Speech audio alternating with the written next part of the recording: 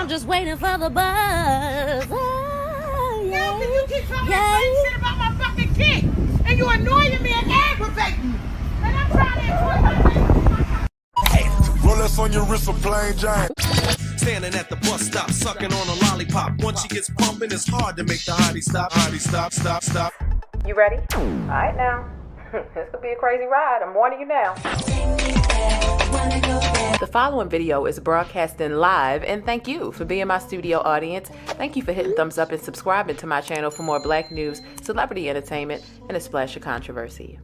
Hey, hey, stickies. What is going on with y'all this Sunday night / Monday morning, depending on where you are? I hope that you've had a great weekend, and even if you haven't had a great weekend, listen. I hope that you have been able to just be still and just kind of plan out how you want your week to go. I know that Sundays are the days, even though every day I really try to focus on making the day before me and all the days coming better. Sunday is definitely that day where you can set the tone for your entire week, get into your head before anybody else or any other element does. But listen, I think that I might start coming into my videos with this little theme song, okay? Baltimore, I can't see you. Where you at? Yo, help me with this. I can't help here. I'm Robert. I will. You're killing me, man. This is not about music. I'm trying to have a relationship with my kids, and I can't do it. Y'all just don't want to believe the truth. You don't want to believe it. At this point, we briefly pause the interview to give Kelly a moment. Man, yo, let me quit this. Yo, let me quit this. Yo, let me quit this. Yo, let me. Y'all gotta kill me. Yo, let me quit this. Yo, let me quit this. Yo, let me quit this. Yo, let me quit. Let me man. Gotta kill me. Gotta kill me. Y'all wanna believe it? Gotta kill me. Gotta kill me. I hope this camera keep going. Stupid R. Kelly. Fight for my life. Stupid R. Kelly. Do it. Stupid R. Kelly. Fight for my life. Stupid R. Kelly. Do it. Okay, y'all know that's my jam. And y'all know I covered this shit out of that R. Kelly trial. So that's my jam. It gets me in the mood. But listen, message. This is the beginning of a new series here on the channel. It's something that's more laid back, and I think that it is a series that's going to be here to stay. Y'all know I like to experiment with different formats and different series. And this is something that I'm calling message. Now, this is going to be something for the older folks, right? For the older folks, I'm calling this series SMS, right? And SMS stands for text message, at least back in the day. Back in the 90s, the 2000s, and we had our Nokias, and we had our flip phones and everything that we had, a message, a regular text message with just text was an SMS message. It stands for short messaging service, actually. And if somebody was sending you a picture or a video, it was called an MMS, which is a multimedia message. But nonetheless, I call it SMS because it is about messaging on social media, but it's also a social media stroll as well. So the double entendre within SMS is where we are. And Nia, thank you so much for rejoining the membership. I remember you from the last one, and I appreciate that. So what this series is, just to get BlackBerry, okay? Speak on it, because I went from the Nokia to the flip phone to the BlackBerry. Ooh, okay, I remember that flip phone was our first time having a camera on the front of the phone, and we didn't even know like what a selfie was or what a front-facing camera was. Child, we didn't know what we was doing with that damn camera on the front. But message. So the premise of SMS in this series is where we really get to sit back and we get to talk about what's going on social media. We get to talk about our mental health and how what's going on social media is affecting or has the potential to affect our mental health. And I think that that's really important. And you know what was crazy is I came up with this series sometime around last week, about a week ago. And said we tweaking hoe. But no, I came up with this a while ago, and it's just so crazy how this story about Cardi B literally landed in my lap about her deleting her Twitter after arguing with her own fans, as a couple of headlines put it. And we're going to get into these tweets because some of them are very vile. Cardi B legitimately said the unimaginable to these people. And in my opinion, Cardi B really allows the people on social media who troll her, who don't have positive things to say with her, she spends all her time engaging with them and not enough time engaging with the people who are showing her love. And I don't think that Cardi B has a positive working relationship with social media. And I think that that's a problem. I feel like it affects her self-esteem. I feel like it affects her mental health and so on and so forth. So that's something. But nonetheless, welcome to this new series called SMS, okay? Message. And it's more of a laid-back, chill vibe format, bus ride. Y'all know everything over on my channel is a bit of a bus ride because we really kind of explore just what's happening in this digital landscape that we call social media. Okay, so on your way in, make sure you hit thumbs up, have a seat on the bus. Shout out to everybody in the live chat. And look, let's get right into it. The following video is broadcasting live, and thank you for being my studio audience. Thank you for hitting thumbs up and subscribing to my channel for more Black news, celebrity entertainment, and a splash of controversy.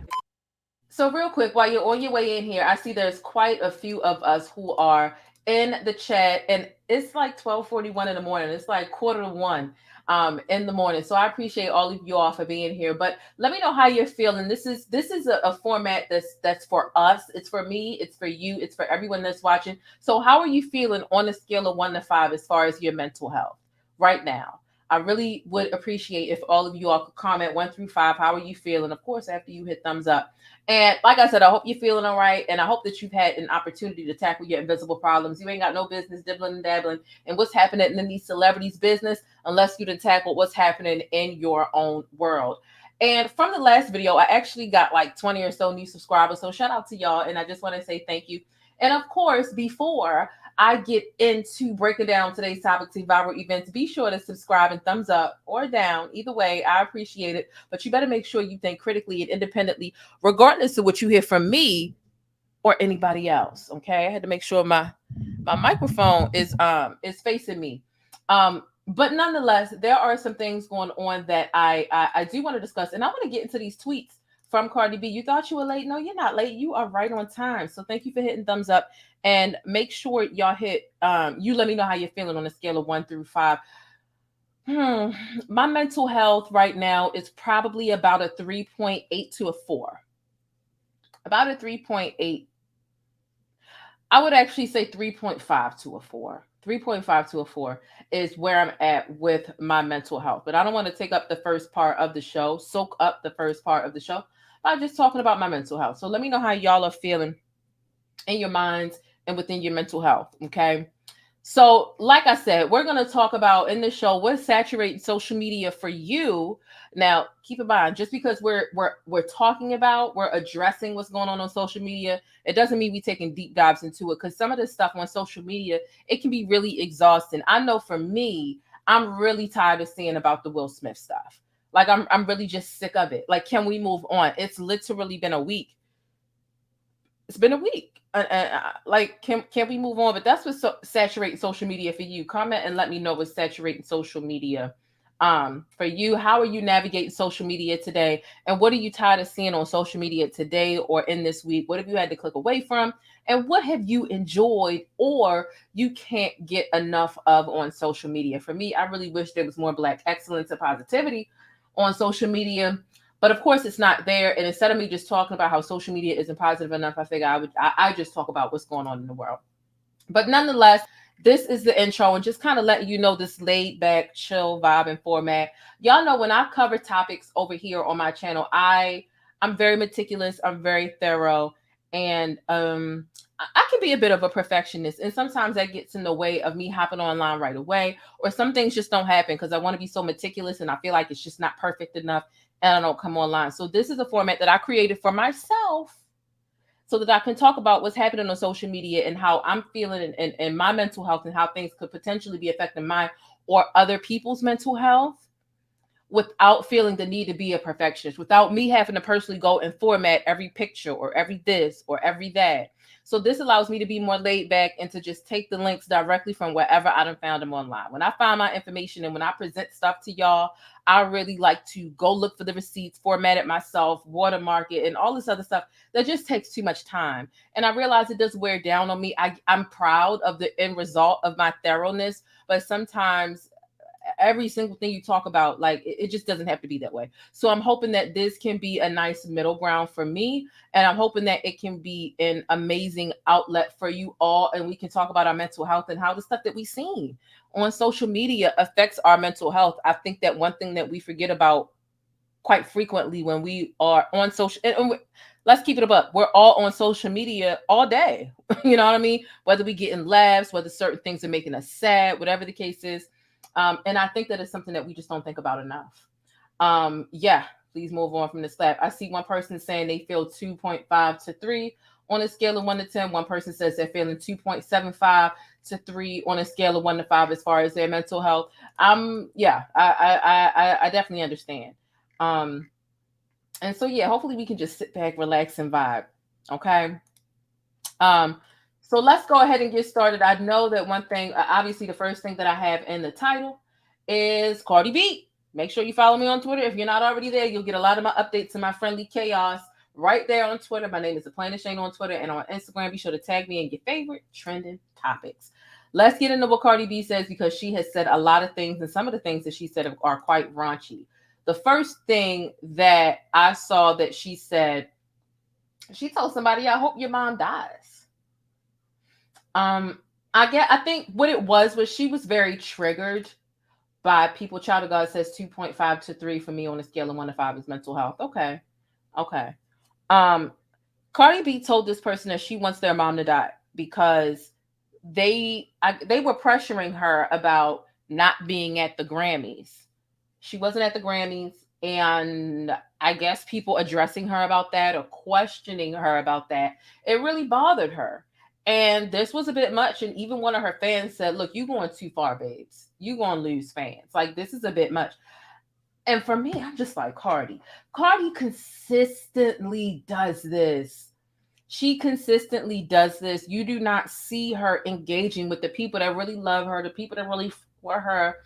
You know, for me, I feel like the least you can do if you're going to address negativity on a consistent basis is create a balance where you are addressing the positive people more than not. I say out of 10, 1 out of 10 of the people that you respond to, make 1 out of 10 of them negative. I'm not saying that as a celebrity, you can't clap back. Everybody don't have it in them to use the Beyonce method, as I like to call it. Because Beyonce ain't responded to nobody, period, point blank. But everybody don't have that type of, everybody's set up different, right? And I feel like the least she could do is create 9 positive engagements, engage with 9 positive people or things, and then clap back at 1 out of 10 people. But for Cardi, it's the other way around. And sometimes it's not even like, oh, 9 negative responses and 1 positive. Sometimes I'm really searching for where she's finding her fans that really like her. Like, where is this stuff? Like, you're telling people, and a lot of other people are upset between her not being at the Grammys and her not dropping any music. Cardi hasn't dropped any music. I'm not saying that that's an excuse to talk to her any old type of way, but when you are at this level, and it's been years Cardi has been here with this type of behavior and this type of energy. I don't even know what boosting the server means. What does that mean? AMK won't have to tell me about that. But Cardi she should be better with this, in my opinion. Cardi B is literally a billionaire, okay? And this is just one of the couple of disgusting things that she has been saying. So again, she's upset that people are saying that she's not at the Grammys. So here's a page. Someone says, lazy F ho, get up and go to work, right? Now, mind you, this is a person who, it seems like their name is Black Tea Blog, but this is not Black Tea Blog. This is a page that literally hates Black Tea Blog. And so they decided to troll her and make fun of Black Tea Blog while also coming at Cardi. And we all know what's happening with Cardi and Black Tea Blog, right?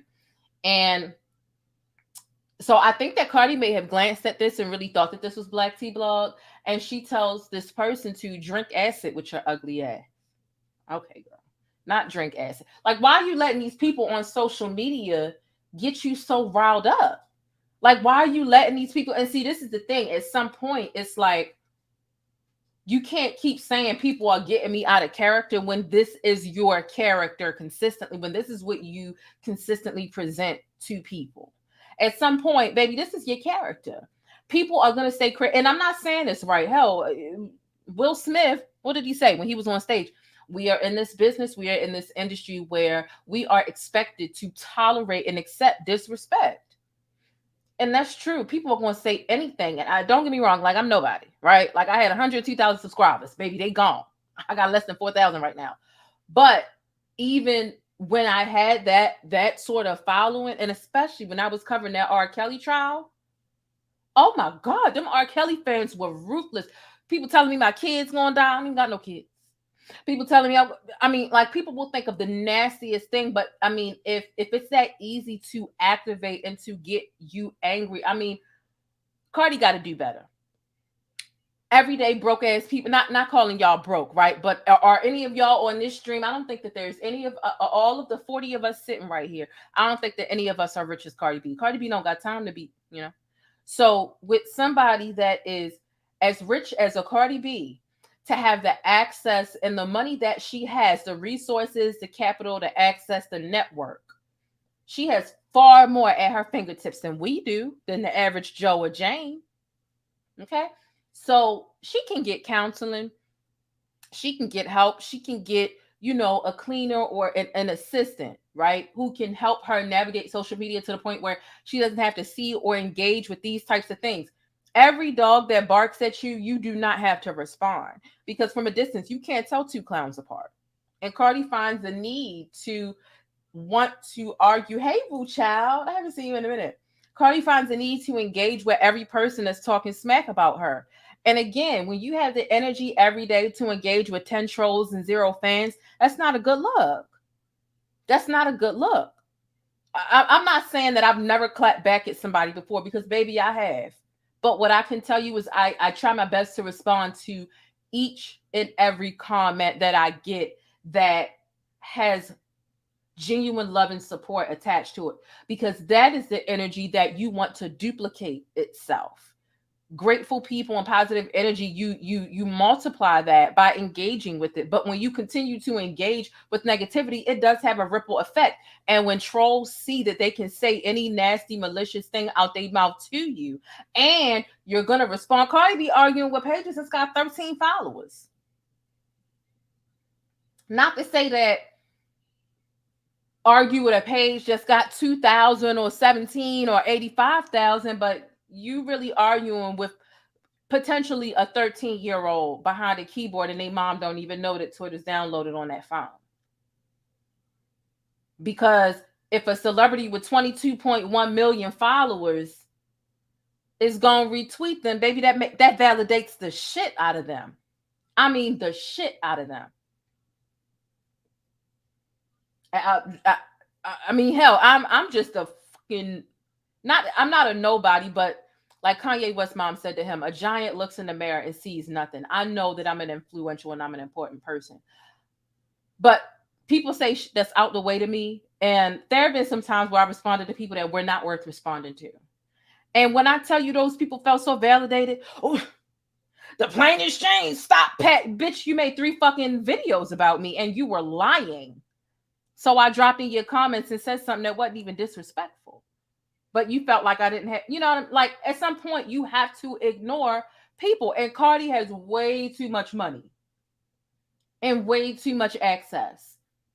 And the way we work Twitter and Instagram is different from the way celebrities work Twitter and Instagram. She can have people shield her from those things. But I think Cardi is so used to that street mentality. And she's so used to getting smart and barking at anybody that gets in her way. And I think that that's a huge hindrance for her. It's a huge hindrance. And why is she not in the studio more than Woo Child? That's the question. That's the question.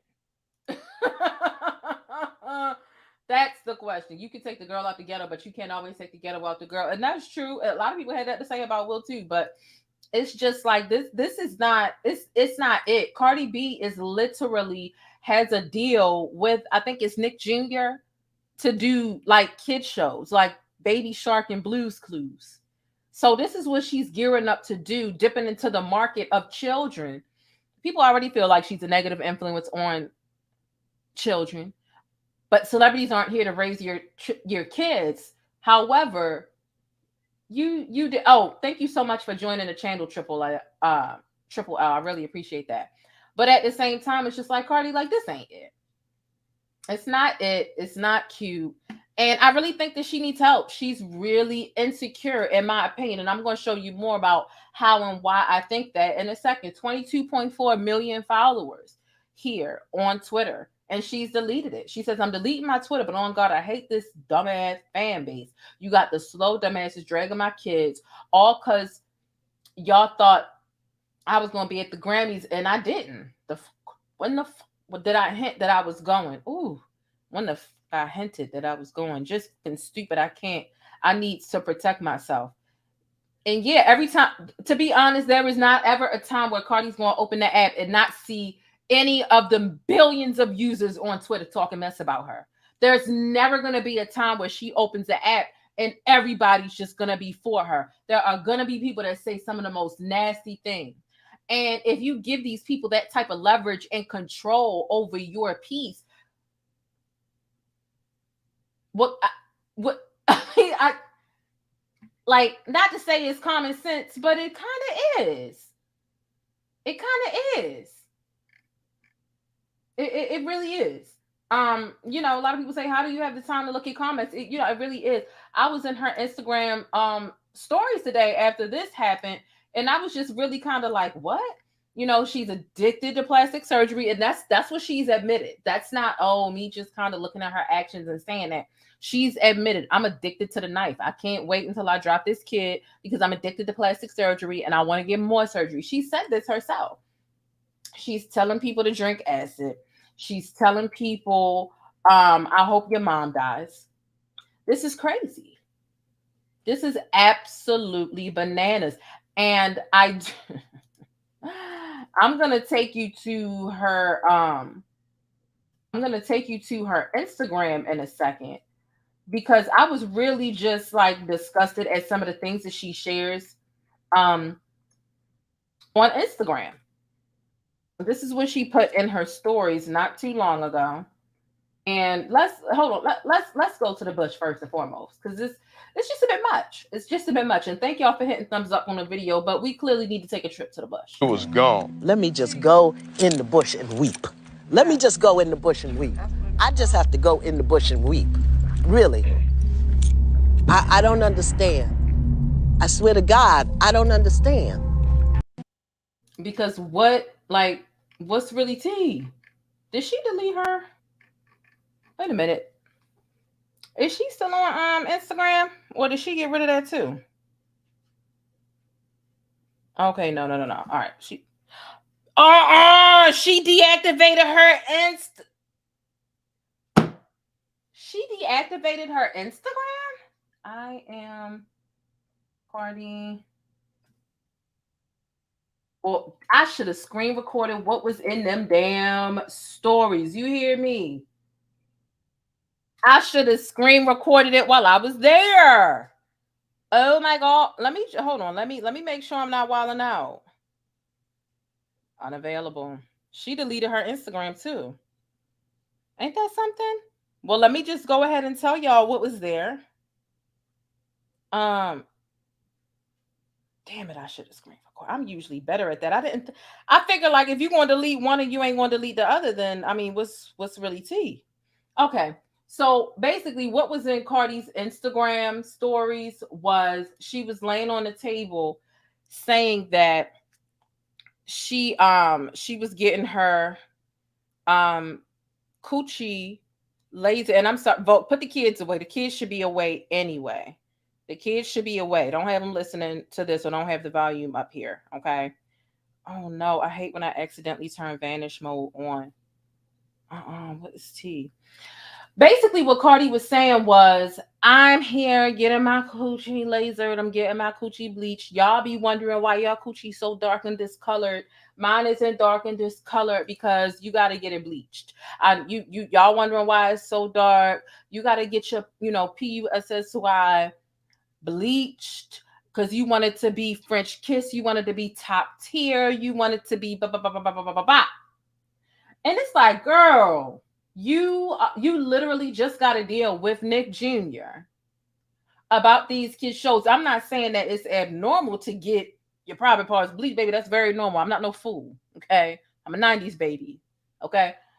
But at some point, you want to hold yourself to this regard, but you still doing that the women at bottom tier strip clubs do. Like, that's how they talk. There's no need for you to be sharing. First of all, it's no need for you to act like you better than nobody because they're discolored and you're not, or whatever the case is. Second of all, Cardi tweeted the other day, it's not enough in your bank account if you don't know what's in there.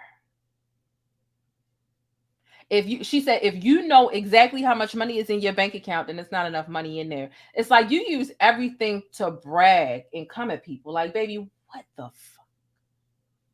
What? Oh, I'm broke because I know how much is in my bank account. No, baby. No. That's a very weird flex. That's a very weird flex.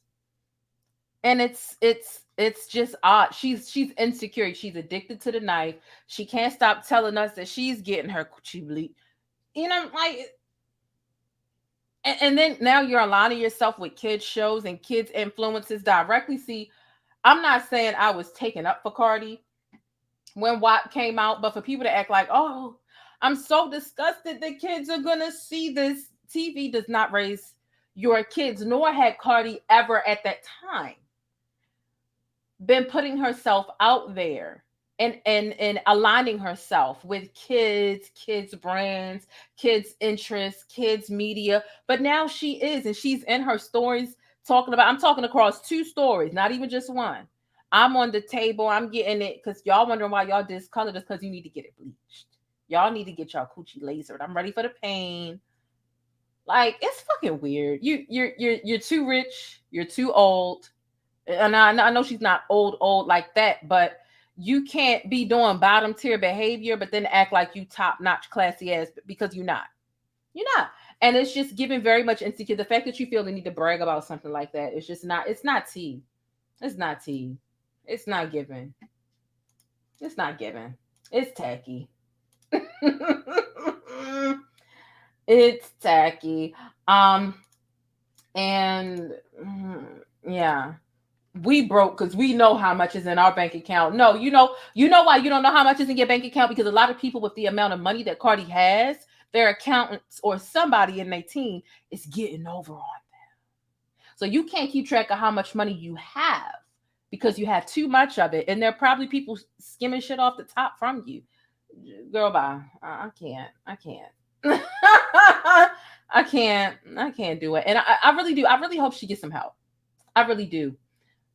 Because she's been screaming insecure for a long time. She just gets online. People aren't even, adding her, and she's searching her name and looking for people to argue with instead of looking for fans. She still has a lot of fans that really love her, and she doesn't engage. She ignores them and walks past them every time, and finds the people who really think that she's a piece of think she's a monster.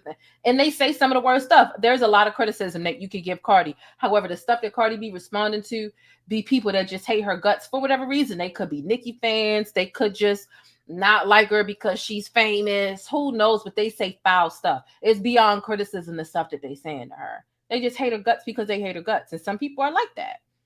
That doesn't mean that every person that hates your guts is worth a response or worth your piece. Now she done deleted all of her social media because she got online and responded to people that just buy. Another thing is Cardi loves saying, I'm black. No, you're not. You're not black. You over here telling people, I hope your mom's that. Stop trying to associate yourself with us. Stop. Stop it. You call black women roaches. You are not black. Okay, let's just get that abundantly clear, especially with this raunchy ass behavior. And you trying to just slide in with the black card, baby. No, you're not black. You're not black. You're Dominican. You're Dominican. Be that. And be proud of it. That's how I feel about it. But moving on, because I mean, there's no need to sit here and give a verbal dissertation on, Cardi B and her lack of self-esteem. And I really do hope she gets up. Social media, it gets the best of anybody who kind of, where social media is an important part of how you live your life, your passion. For her, she's an artist, and social media is a big part of her career. Me, I'm a diehard content creator, and social media is a big part of how I live. But there have been times when social media has been so brutal that I had to take a break. And that's why I'm back now. All February, I was on break because it was just too much for me. And sometimes I think that it's really important, which is the point of this whole series right here. Social media stroll. Message, how is this impacting your mind? It's important that as we navigate social media, we mind our mental peace and we have enough diligence and self-control to know when enough is enough, or when we need to unfollow that toxic blog, that toxic person that's always putting out negativity. If every time you scroll on a certain page, or every time a certain page pops up on your timeline, you're bothered and you're upset, you find the need, you're fussing either in your mind or out loud for 20 minutes or more. It's time to say goodbye, or we just need to know when to log the hell off. For me, I've curated my social media in a way, if a page bothers me too much, I don't do that. Oh, I'm muting. No, I'm going to unfollow because this is toxic. The Neighborhood Talk is one of those pages where they're just toxic as hell. It's uncalled for. And I had noticed that before, but especially during this whole Will thing, toxic. I had to unfollow. They don't want to put black celebrities in a positive light, so to speak. They want the nasty headlines. They want the salacious headlines. And first of all, there's enough nasty, salacious shit out here to grab from. But for you to lie and twist the truth, to put black people, and you're a black-owned blog, right? And for you to put black people in a negative light with lies and adding sauce, you're bad for the culture. There's a lot of black people who feel like they don't even want to fuck with black media because black media can be messy. And I'm not saying it's right. Zoe Kravitz is one of them. Acquaintances with someone who was like, look, every time we try and book Zoe Kravitz, and Zoe Kravitz is problematic herself, right? Alleged predatory vibes with Jaden Smith. But nonetheless, they like, look, every time we try and book Zoe Kravitz, and they work for the Essence and the Essence Festival at that time, she tells us we not her demographic. Zoe Kravitz, a black woman, don't fuck with black media because sometimes you'll get those zingers in there. Black media has got to do better. And I use a lot of that stuff as learning lessons for myself when I see these other blogs acting up. But it's always been in my heart and my desire to do better, to represent black media in the way that I feel like they should be. And I feel like there's a lot of work that we need to do. There are a lot of good blogs out there, but unfortunately the bad ones outnumber the good ones, or the bad ones have more visibility than the good ones with integrity. But nonetheless, I feel like her talking about dark vaginas with shade towards black women. Child, it just, it was disgusting. Like, why do we need to hear about that? Why is that our business? That's nasty. It's uncalled for. I don't think that the office may have a scapegoat for that. Most should have been the fact that they put it in there and it was too much. Hey, Darlene, thank you for coming through. I appreciate you. But nonetheless, I really hope a lot of times when Cardi B says something on social media, and I've noticed that Cardi B only opens her mouth sometimes. She was quiet until Nicki decided to come back.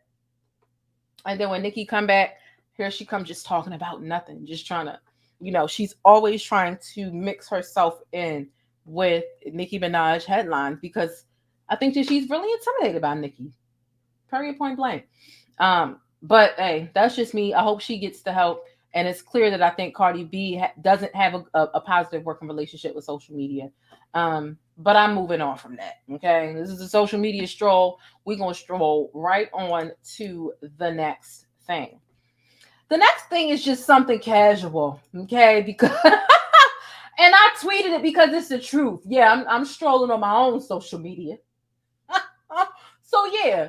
And thank you to everyone who has hit like on the video, and you should consider subscribing if you enjoy, you know, my laid back presentation over here. We have fun, we keep it real, but we also have a sense of humor. Hey, thanks for letting me keep you connected and in the know with what's happening in the Black world. Don't forget to smash on that like button for support and for more Black news. So, you know, I gained a little weight since we've been working from home towards the end of the year, beginning of the year, whatever. And some of y'all can see it on my face. My face is it's pretty round now, but I think I'm still cute. I'm still cute. But nonetheless, I didn't gain weight everywhere, okay? So my titties done got big. And I literally tried to casually do a jumping jack. I told myself, okay, I want to lose some weight. I'm trying to just like implement some different things, casual workouts. I figured, I don't know, when I wake up in the morning before I go to sleep, I might do 10 to 30 jumping jacks. Baby, let me tell you something. I had to go buy bigger bras and everything, right? I tried to casually do a jumping jack the other day. Almost took myself straight on up out of here. Why didn't nobody tell me? Why didn't nobody tell me about this problem? Oh, it hurt. It hurt. It hurt. I said that I really had to stop and sit down on a bed and reconsider my life. Where's the meme at? Right here. This was me for about 10 minutes after I tried to do that casual jumping jack. You hear me? And I'm not lying. I'm not lying. Okay, it was the weight when it come up and then it come down and then it's like, ow. I'm like, damn. I had no clue. A jumping jack seems simple enough, don't it? It's just a jumping jack, right? Baby, my body said, you better stop playing with me unless you're trying to go to the upper room. Baby, I'm not lying to you. That was that. I just could. It was too much. It was too much. And I'm mad at all of you. And any of my subscribers that have anything above a C or D cup and you didn't tell me, I'm blaming you. Yes, I'm mad at you. I'm upset because you should have told me. I thought we was cool. Why we not cool? Why we not cool? Damn, y'all really was out here about to have people getting obituaries ready. That shit was no joke. It was no joke. No joke. But anyway, I'm still mad at y'all, but we're going to move on to the next thing. Lord have mercy. All right, Lizzo, baby.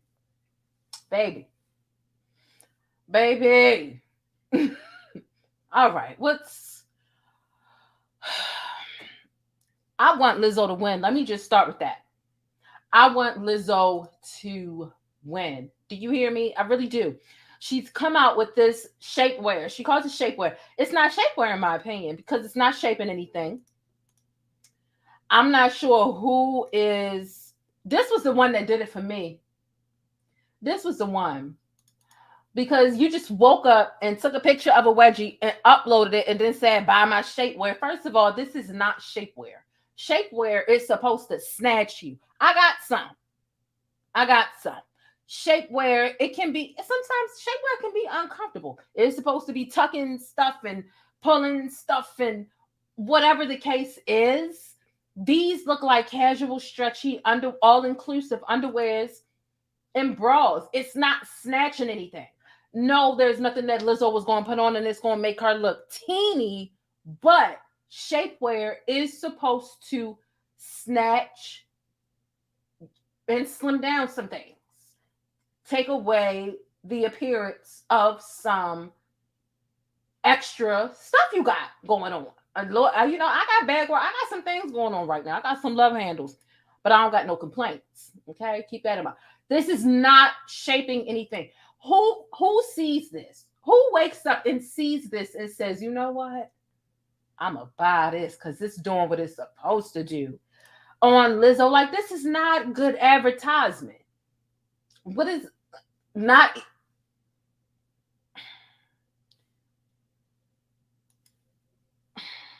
You guys, am I tripping? And I know the Lizzo fans going, you're being fat phobic. Anytime I have some criticism, and I want to see Lizzo win, and Lizzo has done a lot of amazing things. She's very talented, but her social media antics overshadow her talent. And that's my main critique for her, is some of the stuff that she does is unflattering. I'm not saying her body is unflattering. Some of the things she does is unflattering. She needs help trying to promote this. Because baby she just rolled out of bed and snapped a couple pictures and said, buy my stuff, y'all. Who's buying it? Because I could use some shapewear, baby. Trust and believe. I ain't never been this big in my life. And I every time I see something about shapewear, something that's going to snatch me, you better believe I'm stopping to look at it. But baby, this wedgie ain't making me want to buy shit.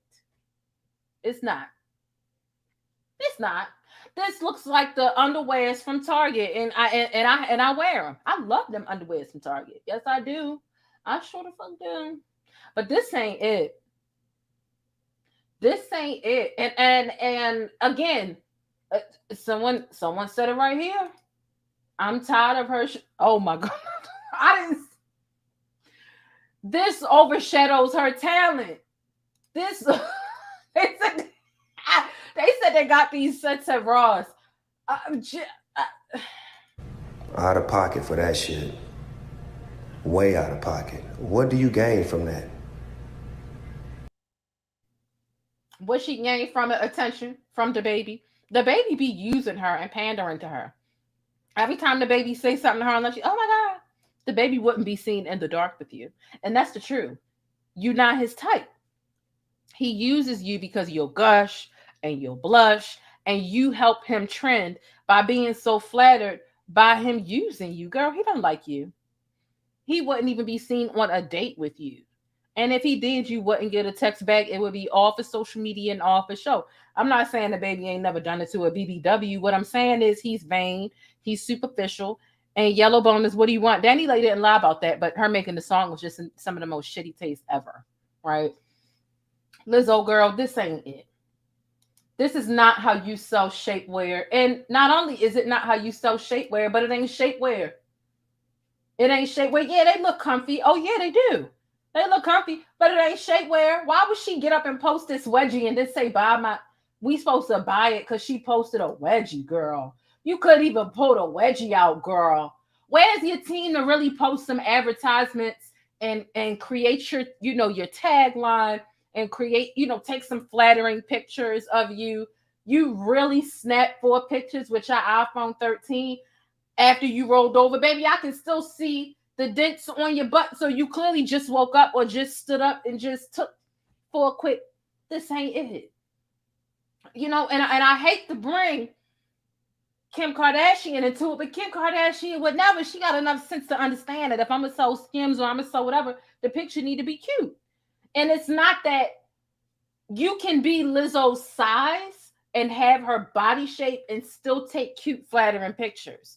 But it takes time. Even skinny or average size women take time to find the angle that works best. You don't just roll over and upload anything to sell your damn. Are you okay? Are you okay?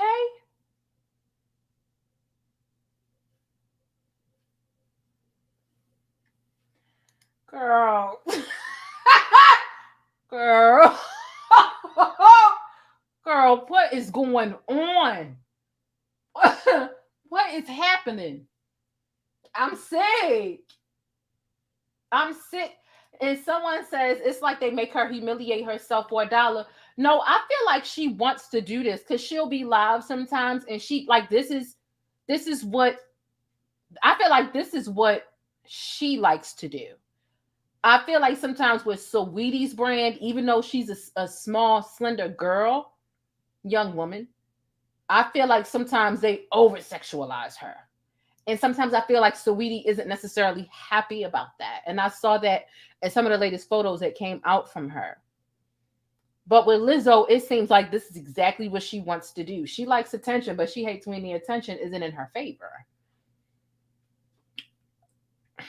Like when she went to the park in a thong. Like when she showed up to the NBA game in a thong and then cried because people felt some type of way about it. It doesn't make sense. It doesn't make sense. They said she didn't put on baby oil or nothing, right? What's going on? Like, who approved it? Thank you for joining the membership, Andre. I really appreciate that.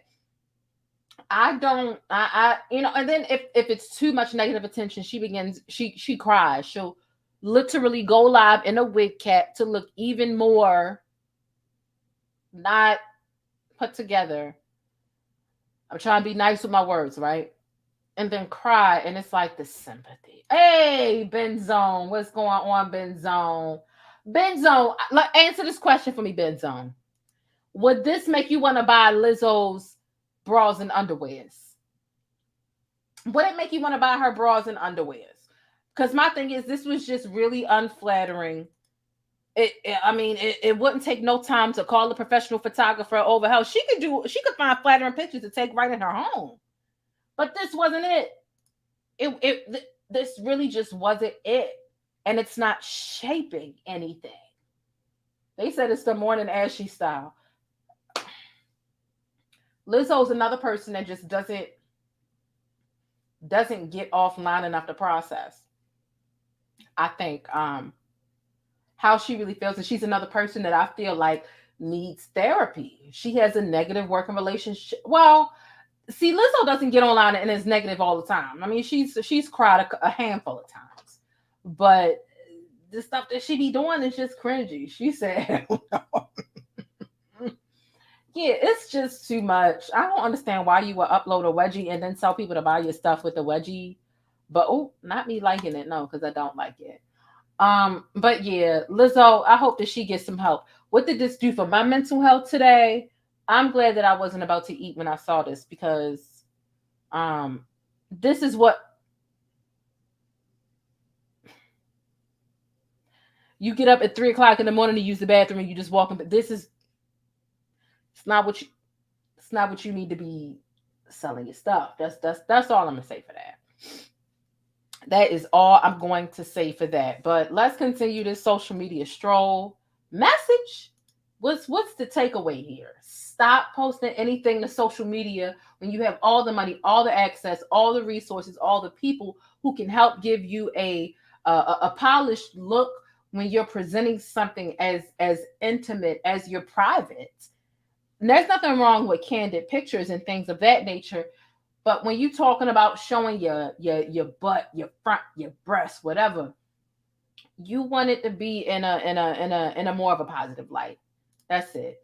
And Lizzo is just obsessed with trying to force her butt down our throats sometimes. And then we forget, like, do you do music? Like, what do you do? What do you do? Like, what is it?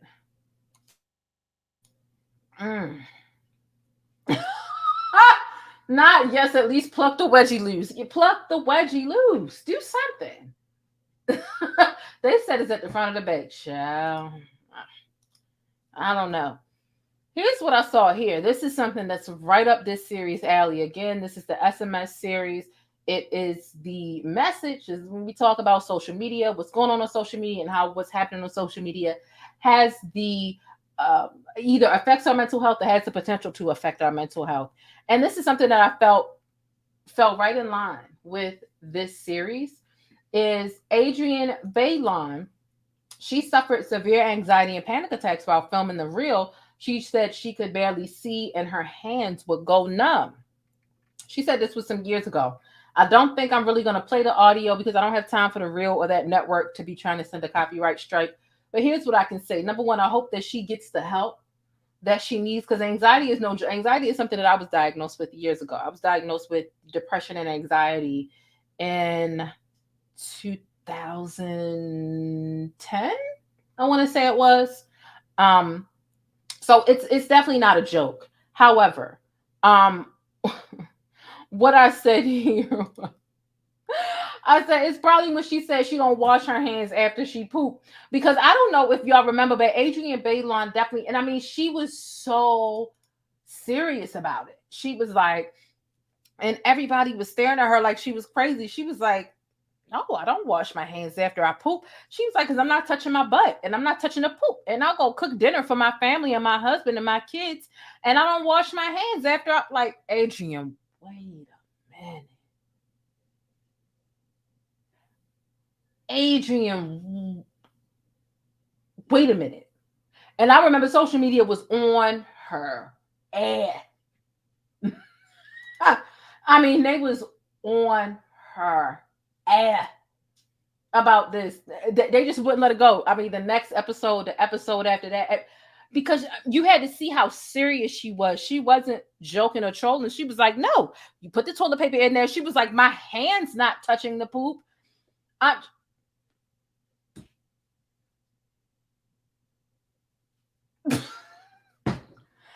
Yeah, I can see why she...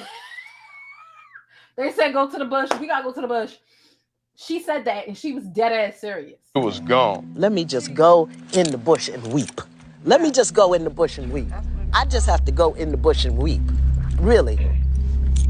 I don't understand. I swear to God, I don't understand. She was so serious. Adrienne Bailon said she know. Oh, this is a 49-second clip. Okay, I think I might have found it. I think I might have found the clip, y'all. Hold on. Yes. I do. Yes. Adrienne, why does Adrienne ask questions like this? Yeah. Oh, you know what? Latasha, tell her about it. No, hold on. Latasha, tell her you need to wash your hands after you use the restroom. Yes. Wait, let's give Adrienne. Hold on. Not at home. Give Adrienne. What did I touch? It's my house. No, but after you use the bathroom, you touch your behind, girl. No, the toilet paper touches my behind. I don't touch my behind. Not this skin. Oh my. Your hand does touch things, and I'm not always touching my behind. Wait, no, have you? Oh, never mind. Go number one. Look at Latasha's face. Look at Latasha's face. Latasha, don't judge me. I will say this about you. You never ever get sick. My whole household right now is sick. Guess who's not? Me, because I like germs. Yeah, baby. That's not anything that you should have proudly, and if you got dirty habits, the last thing you should be doing is rushing to syndicated television to tell people about your dirty habits. It's no different than non-colored people bragging about not taking showers. Oh, you don't gotta bathe every day. You just no. It's bad enough that you are that way and you probably smell like expired bologna. But why the fuck is you telling us that? And then you mad when we judging you. Nah, yo. She went on a rant for like 4 or so minutes about this. This is just a 49-second clip, and that's all I'm willing to show because I don't got time for no copyright games. But I can imagine this is when she talking about the internet was being real mean to her because she was being real mean to herself. I'm never sick because I like germs and I don't wash my hands after I poop. Baby, get some fucking help. Get some help. Baby, get some help.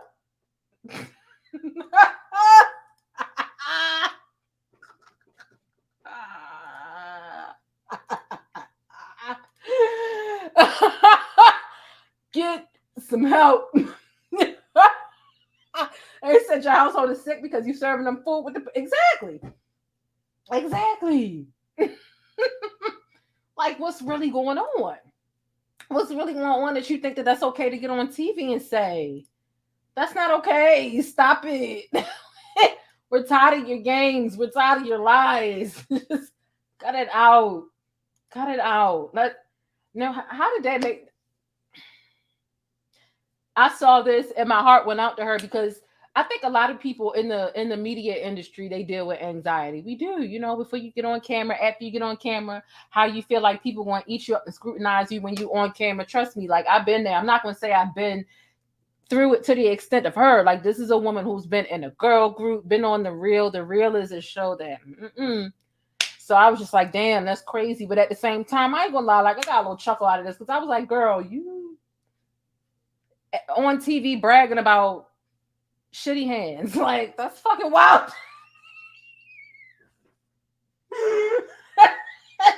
That's wild as shit to me, girl. Like, just don't do that no more. I hope you learned your lesson, and I hope if your kids want to get into the industry, you tell them to keep their dirty secrets to themselves, because I'm pretty sure if that's how you feel, then that's how your family feels. Girl, I'm moving on. I'm moving on, girl, because this is too much.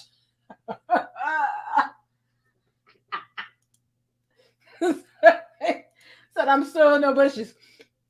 Look, yeah, being in a public restroom when somebody just walks straight out is like, it's so bothersome. It's so bothersome. But child, let's move on to the next thing. We got a couple other stops to make on the bus. And like I said, thank y'all for hitting thumbs up and maybe sharing this video on Twitter or wherever you are. I know I shared it on Twitter. If you follow me on Twitter, you can either retweet it or just share it and let people know we over here cutting up at 1:30 in the morning, child. This next one pissed me the hell off because I said, why can't we have shit? Why can't us black people have shit to ourselves? I said, but you know what? If you thought you really did something with this, think again, because y'all look a fool. Y'all really do look a fool. Listen to this. I got a free.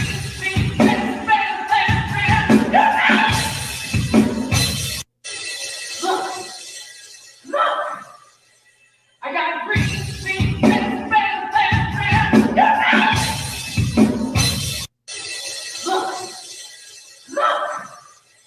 I got a free.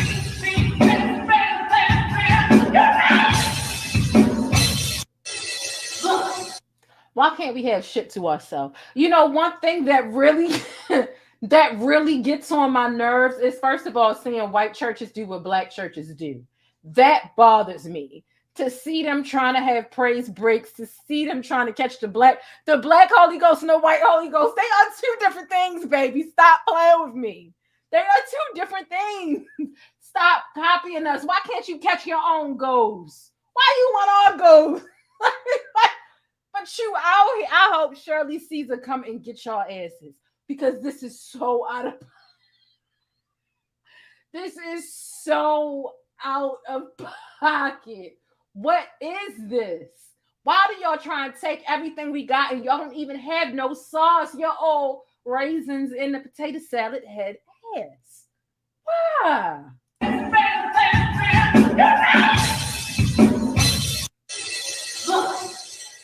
Look.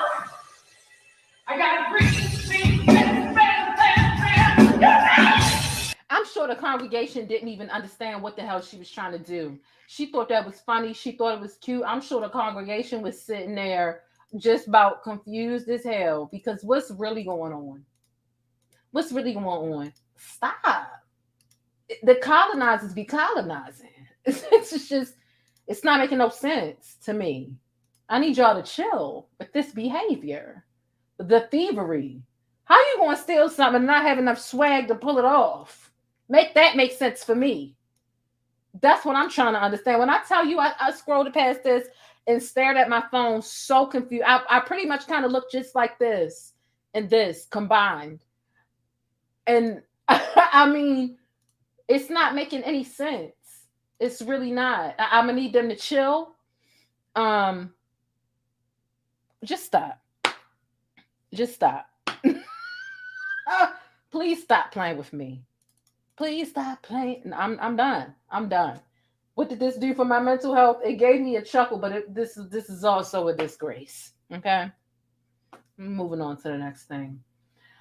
And we got Lil Nas X and his games. What's Boosie up to? Is Boosie upset? I said, what is Boosie? He said, I'm so excited to announce that Montero Deluxe featuring Rihanna, Dua Lipa, Doja Cat, Tyler the Creator, NBA Youngboy, Saucy Santana, and more. What the hell is going on here?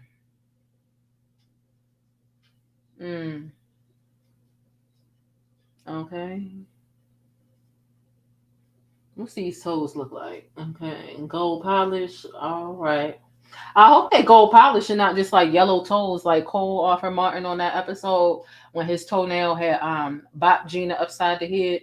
But yeah, I said this brother got so much time on his hands, child. I know Boosie is somewhere hooting, hollering, and hooting. Because damn, I mean, one thing he gonna do is Lil Nas X is going to troll. He is going to troll. Yes, he is.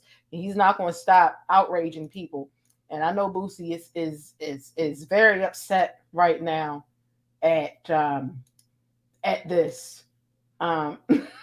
He says, "Petty, why you too?" I just want to know if his feet ashy or not. You know, yeah, this is a lot. What did it do for my mental health, baby? This gave me a laugh. See, because Lil Nas X like to get, and that's the thing. That's why, to take it back to Cardi, right? See, Lil Nas X likes to get under people's skin. He likes to, and that's why seeing Boosie go off is like, yo, Lil Nas X really got you in the palm of his hands. Like, Boosie helps sell Lil Nas X records and helps to make Lil Nas X relevant.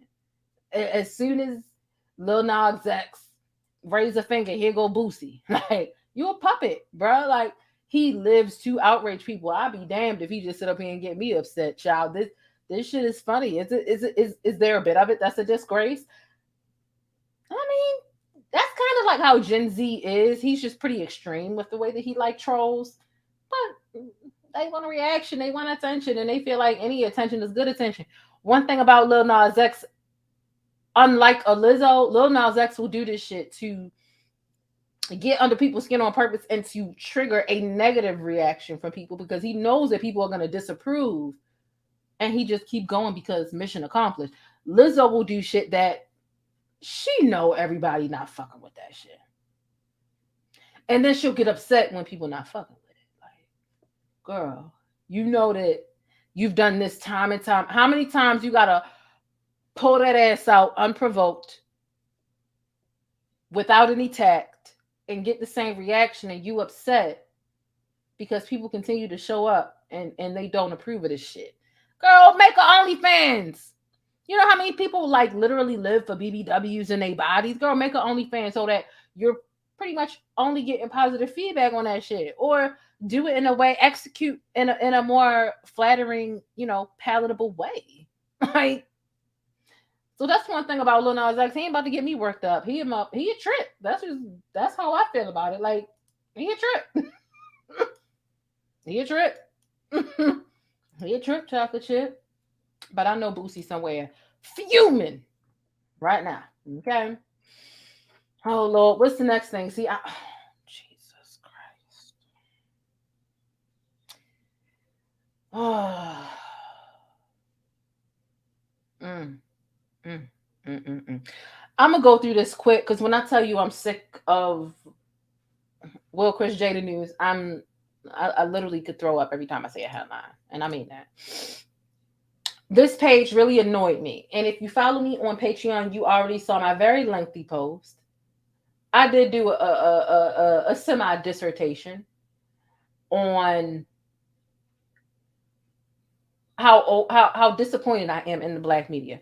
This is a page, they got a nerve to be called Black News Page, right? Now, mind you, you see how this caption is edited. The initial caption said, Jada Pinkett just made a new TikTok. She doesn't have anything better to do with her time right now. I'm not taking up for any side at this point because I'm tired of the story.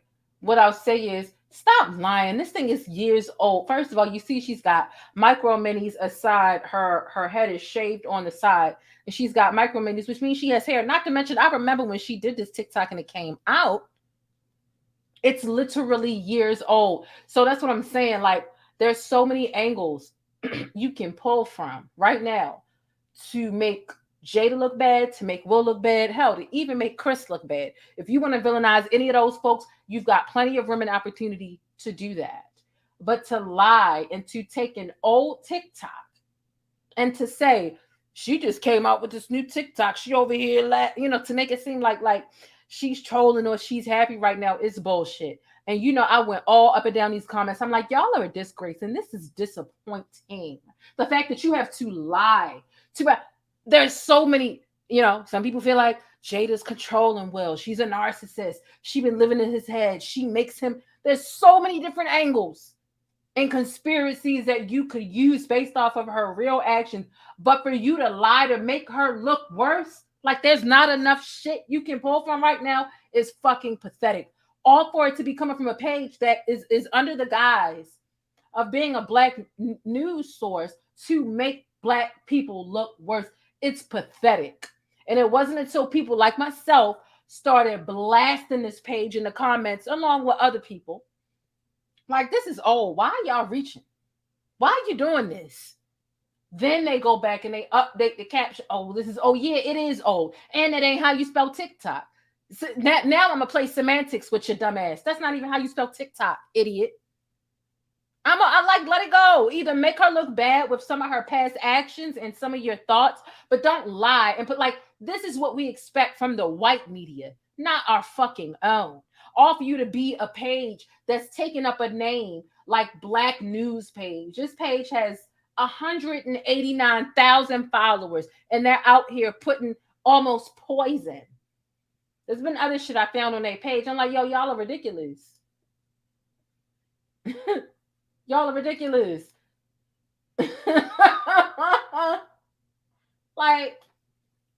It's crazy. I'm moving on from it because this annoyed the shit out of me. Okay? But I'm moving on because, like I said, when I tell you I'm tired of Will and them news, and it's not that I'm tired of Will, Jada, or Chris. It's been a week. Please give it a rest. Sick of it. Someone says, be sure to watch Good Hair since the narrative is now changed to all my bro does is disrespect women of color. And this is actually Chris Rock's brother, Tony, right? Someone says, I actually watched Good Hair with my social psychology class. There were only 2 black men in the class, so it was a room full of black women. A big chunk of that movie was shaming us for how much we pay for hair. I'm more so curious about how you all feel about it because honestly, I haven't seen it. And I wasn't sure. And I've seen quite a few people say that it really didn't do for them what Chris Rock says it is, which is appreciate. But I can be honest and say that there were more people who felt like the documentary about Good Hair, which is about black hair. And let me just create some clarity real quick. Good hair is not loose hair. It's not based in texture. Good hair is healthy hair. That's what good hair is. But nonetheless, I can say that I've seen more people say that Good Hair was a documentary that was informative and it was empowering about black hair and the journey of black hair and living with black hair, more than I've seen the people say that it was cringy. But I can't lie and act like I didn't see the people who said that it was cringy. But let me know what you think. I didn't see it. I didn't see Good Hair. I never watched it. Someone said it's a blur for me. Good Hair was a mess, but he tried. I get, Yeah, a lot of people said it was just full of jokes about, I don't know. I haven't seen it, but I wanted to know what you all think, and I can't wait to hear from y'all in the comments. And even if you catch the replay, look, if you're on the bus, that means you are here with us right now on the live, chopping it up. But if you're chasing the bus, that means you're catching a replay. So if you're chasing the bus, make sure to let me know how you felt about Good Hair and all the topics in the neighborhoods that we passed through. And of course, make sure you hit thumbs up. I'm not playing with y'all. Let's move on. This is the last headline about Will and Chris because I'm so exhausted and I'm really saddened at how the black media acts.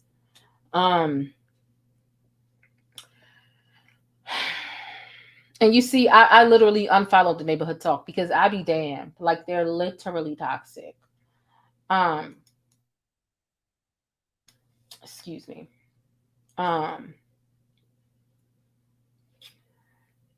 Someone says, not y'all talking down on it now. At least it opened up the conversation.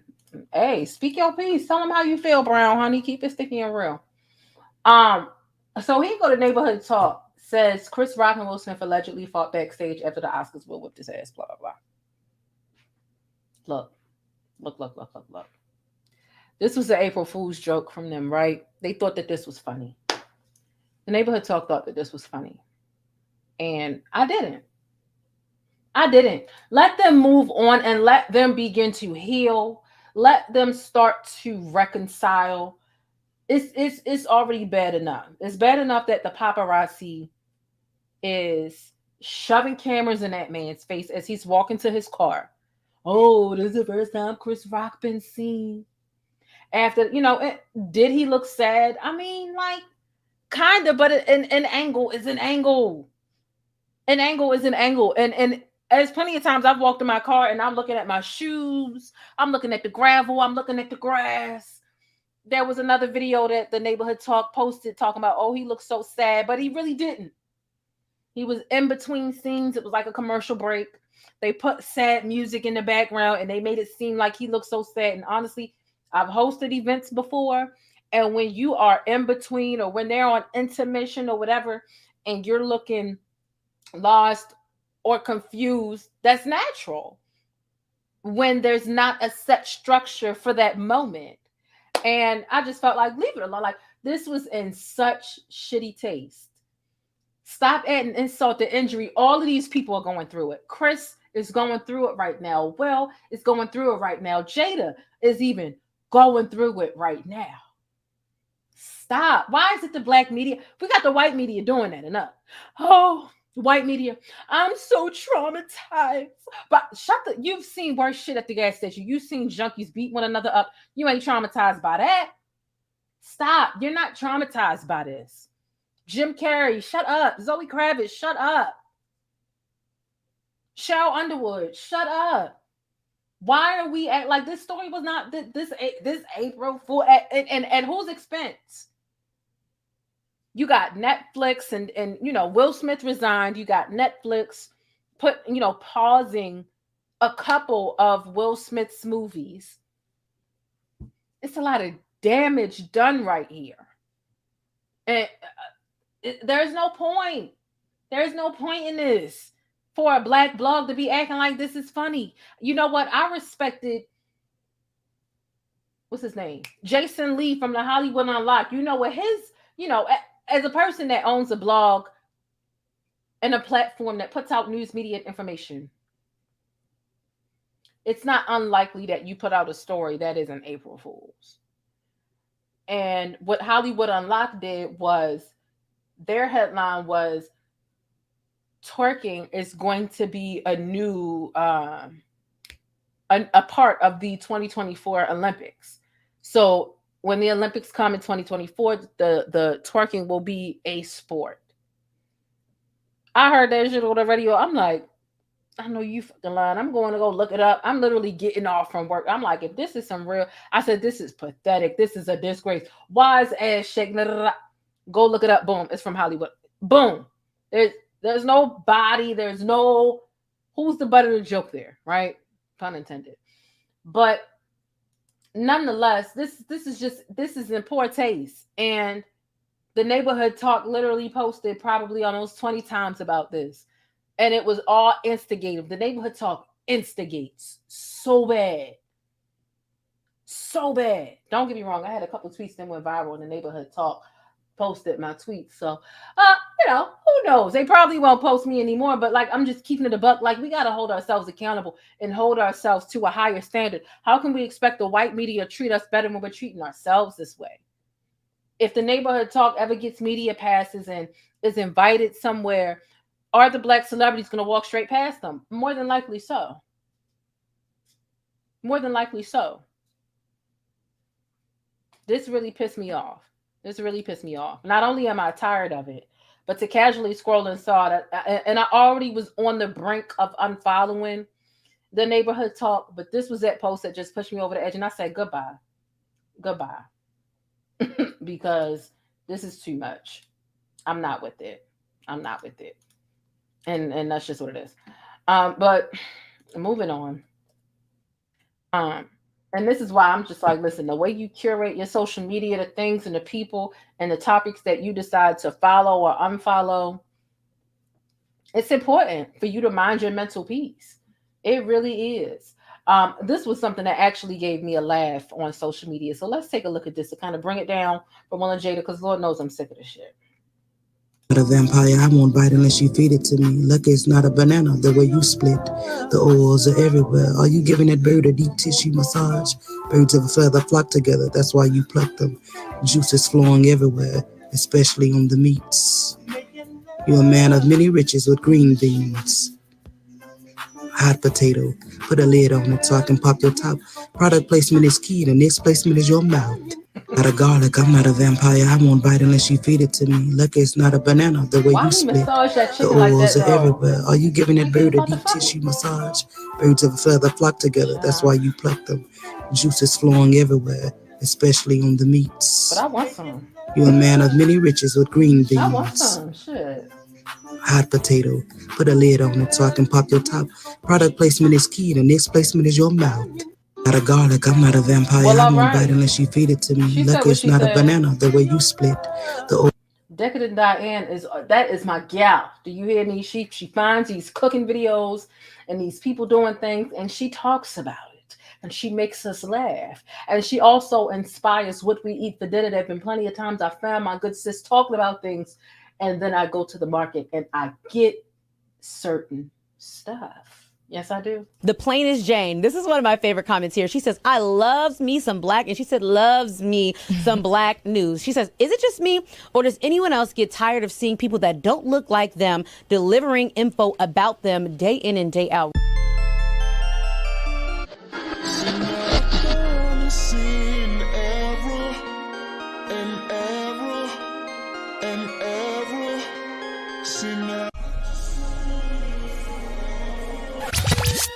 Is that a blade? Are we hunting vampires? It's only right that you use flour because you're about to become one with nature. Eggs, mother milk. Let's get the ball a-rolling. Ooh, a trick. Did we get a 2-in-1? Well, I can tell you experience folding sheets. The cut, the slice, so divine and decadent. Ooh, an imposter. The slice of the celery. What's another word or way to describe a conversation? Why, let's chop it up. Be careful with those carrots, bugs, bunnies lurking somewhere. What a tantalizing sensation. The sound of sizzles just does something to my spirits. Well, wine to unwind, of course, why not? What a lovely combination. In the bowls, match the scenery. Basil, even the dog knows it's worthy. Rolex on your wrist for plain Jane. Okay, imposter. Okay, my girl Diane she gets you in the mood to just lay down and eat. It's be feeling like I got the itis after I listen to her with these cooking videos.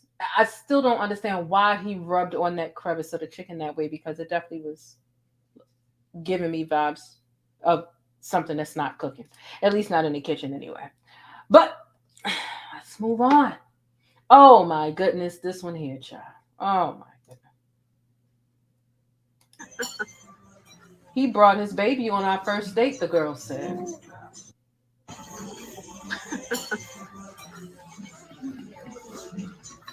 Straight from the hospital, you say? Because that baby ain't nothing but 3-4 seconds old. What's really going on? Whose date is this?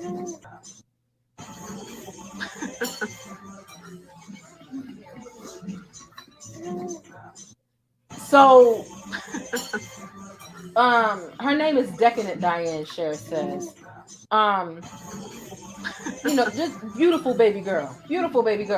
But not he brought his baby with us on the first date. This is either a couple trying to go viral or a woman bragging about a man taking a baby straight from the hospital to be on a date with her. And he tearing that baby back up. Is he sure that that's what that baby needs? It's just a little hard for a baby that's 3 seconds old What's going on? Tearing that baby back up. I said, what the hell is going on? They say he asking for baby mama. That baby mama been there, came and got you right with the couple of stitches she got from the C-section. Stop playing with people and stop trying to go viral for stupid ass reasons. Okay. I mean, if you got a product to sell, all right. But I mean, you know, people be getting made. We just in the day and age where trolling is becoming so normal. Let's just get some attention with some lies. Let's just outrage the people. They said, she said, yeah, she did. So it was pretty quick. Oh my God. I'm not going to tell you who father this looks like, but baby, what's really going on? How did this make me feel? It made me feel like I never want puffy Cheetos again. I want to know how they are stuck to his head anyway. You know what I'm saying? So he bust out glue for this, right? That's what I'm saying. Like, people just be using, he acting like it's cool. The barber, or the person responsible for this bullshit got a nerve to be holding up the bag. Sir, where are you going with this? Why are we willing to do this? For a moment. Why? I'm trying to understand it, but I don't. I really don't. They need to stop. Y'all need to stop. Y'all need to grow up. Grow up. Tired of telling y'all to grow up. Y'all need to stop it. I'm tired of it, y'all. You ain't finna work me out. First of all, I'm not saying that anybody young or old should be rocking Cheeto Puffs on their head. But baby, your whole beard is gray. It's giving 60 and over. It's getting free or discounted short stack pancakes at IHOP. Why is your old ass at your big ass age sitting here rocking out with Cheeto Puffs on your fucking head and you think it's cute? Why? I'm glad I don't really eat Cheeto Puffs like that, because y'all they be ruining snacks. I like regular Cheetos, the skinny ones. But this is severely out of line at your big ass age. Nigga, you gotta be ashamed of yourself, nigga. Real talk. You gotta be ashamed of yourself. All as you is. Somebody said he should have added crumbs to the bed. Child, they said Grandpa gonna have snacks. Yeah, but what else is he? If he rips, what kind of glue? That's what I want to know. Did you cut them to make them flat to fit? The fact that I'm sitting here trying to reverse engineer how you did this is pissing me off. Because I want to know, just because I'm curious. But also, I'm mad that I want to know because my mind's got to rest somehow. And I'm like, how did you? Because when you take Cheeto Puffs out the bag, they round. And you can't just stick. So you get the... Child. They said, was that clip the dude that said I don't like men's no more? Yes, that was Mr. I Am Delivered. Yes, that absolutely was him. Mm-hmm.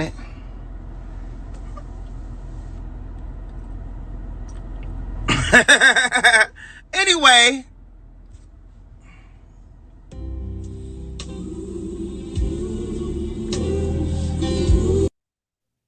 Okay. Andrew Caldwell.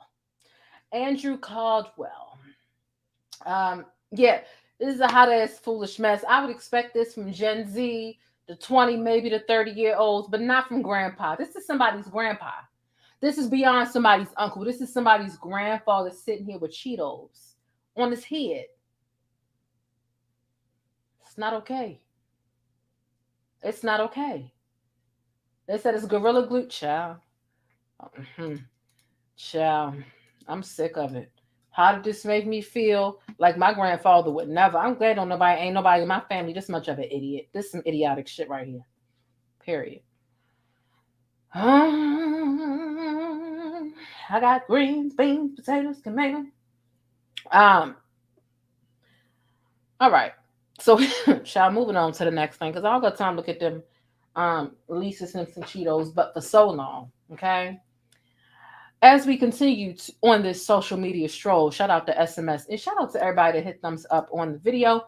And even if you subscribe to the channel, just know I appreciate each and every one of you. Okay. Hey, thanks for letting me keep you connected and in the know with what's happening in the Black world. Don't forget to smash on that like button for support and for more Black news.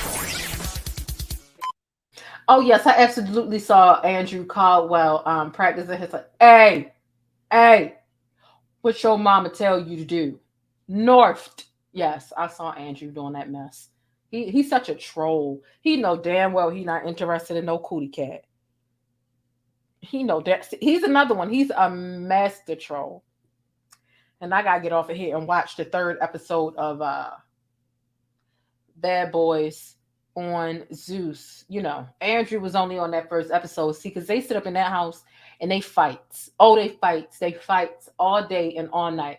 And let me just Andrew ain't got no hands. Andrew got a mouth on him, but he ain't got no hands. So Andrew had to get up out of there. But I think Zeus really lost out on that aspect because Andrew's funny. But nonetheless, here we go. Ray J is launching a new digital network with original content. So it looks like Ray J is throwing his hat into the streaming service battle. The Jasmine brand exclusively reported this. Ray J is 41 years old. I didn't know that. He ages pretty nice then. He's working on launching his very own digital network with original content. And sources tell the Jasmine brand that the multi-talented entertainer is already filming content for the network. How can I say this? When I first saw this, I said, I hope that this is going to be black content, favorable to black people, black news network, black something. We have enough ratchet bullshit. What we really don't need, because he is involved with Zeus. He helped executive produce The Conversation, right? Him and Princess Love. I think they launched that off with their situation, actually. And what we don't need is another Zeus. We really don't need another Zeus network. Zeus network makes us look like shit. Okay, we got Jocelyn's Cabaret. We have the Bad Boys. All they do is fight. Hell, VH1 and MTV did that to us for the longest time. Like, Love and Hip Hop was kind of like a mild Jerry Springer drama, telenovela type of situation. The last thing we need is another network where they're just not only exploiting us and making us look like shit, but they set us up to look that way. For example, like when it comes to Love and Hip Hop, when they are in those houses all together, and especially when they are filming the reunions, do you know they lock them in those buildings all day? They're forced to be there, and they lock them in there with unlimited alcohol. A recipe for what? Disaster and foolery. Because that's what they need for ratings, or that's what they feel like they need for ratings. Unfortunately, that's been the formula. We don't need that. I'm hoping that Ray J does the right thing and can help try to elevate us and represent us in a better light. Not to say they got to be sitting there reading encyclopedias, or, you know, make us look smart. Like, not to say make us look smart, but don't make us look like we in the ring all day long. Like, that's just, you know, and ratchet. Like, that's ridiculous. Of course that exists, but why is that the only thing that is publicized and pushed to the forefront? And oh, really? That neck crack was ASMR? Oh, y'all can hear it? I didn't know y'all could hear it. I be cracking the shit out of my neck. And I crack my elbows too. But you know what? As much as I hope that this is a good a move in the right direction for Black media and Black people who are in control of the media, what we need is more Black people in control of how we are represented on television and in the media in general. That's what we need. MTV and VH1 are not Black-owned places. Those white people really enjoy, those non-colored folk really enjoy making us look like shit. It's easy. Feed them alcohol, put them in a pressure cooker with all these elements that are going to make them flip. Without those problems and without those elements, what else do they have? And so what we need is to take back the control and to stop.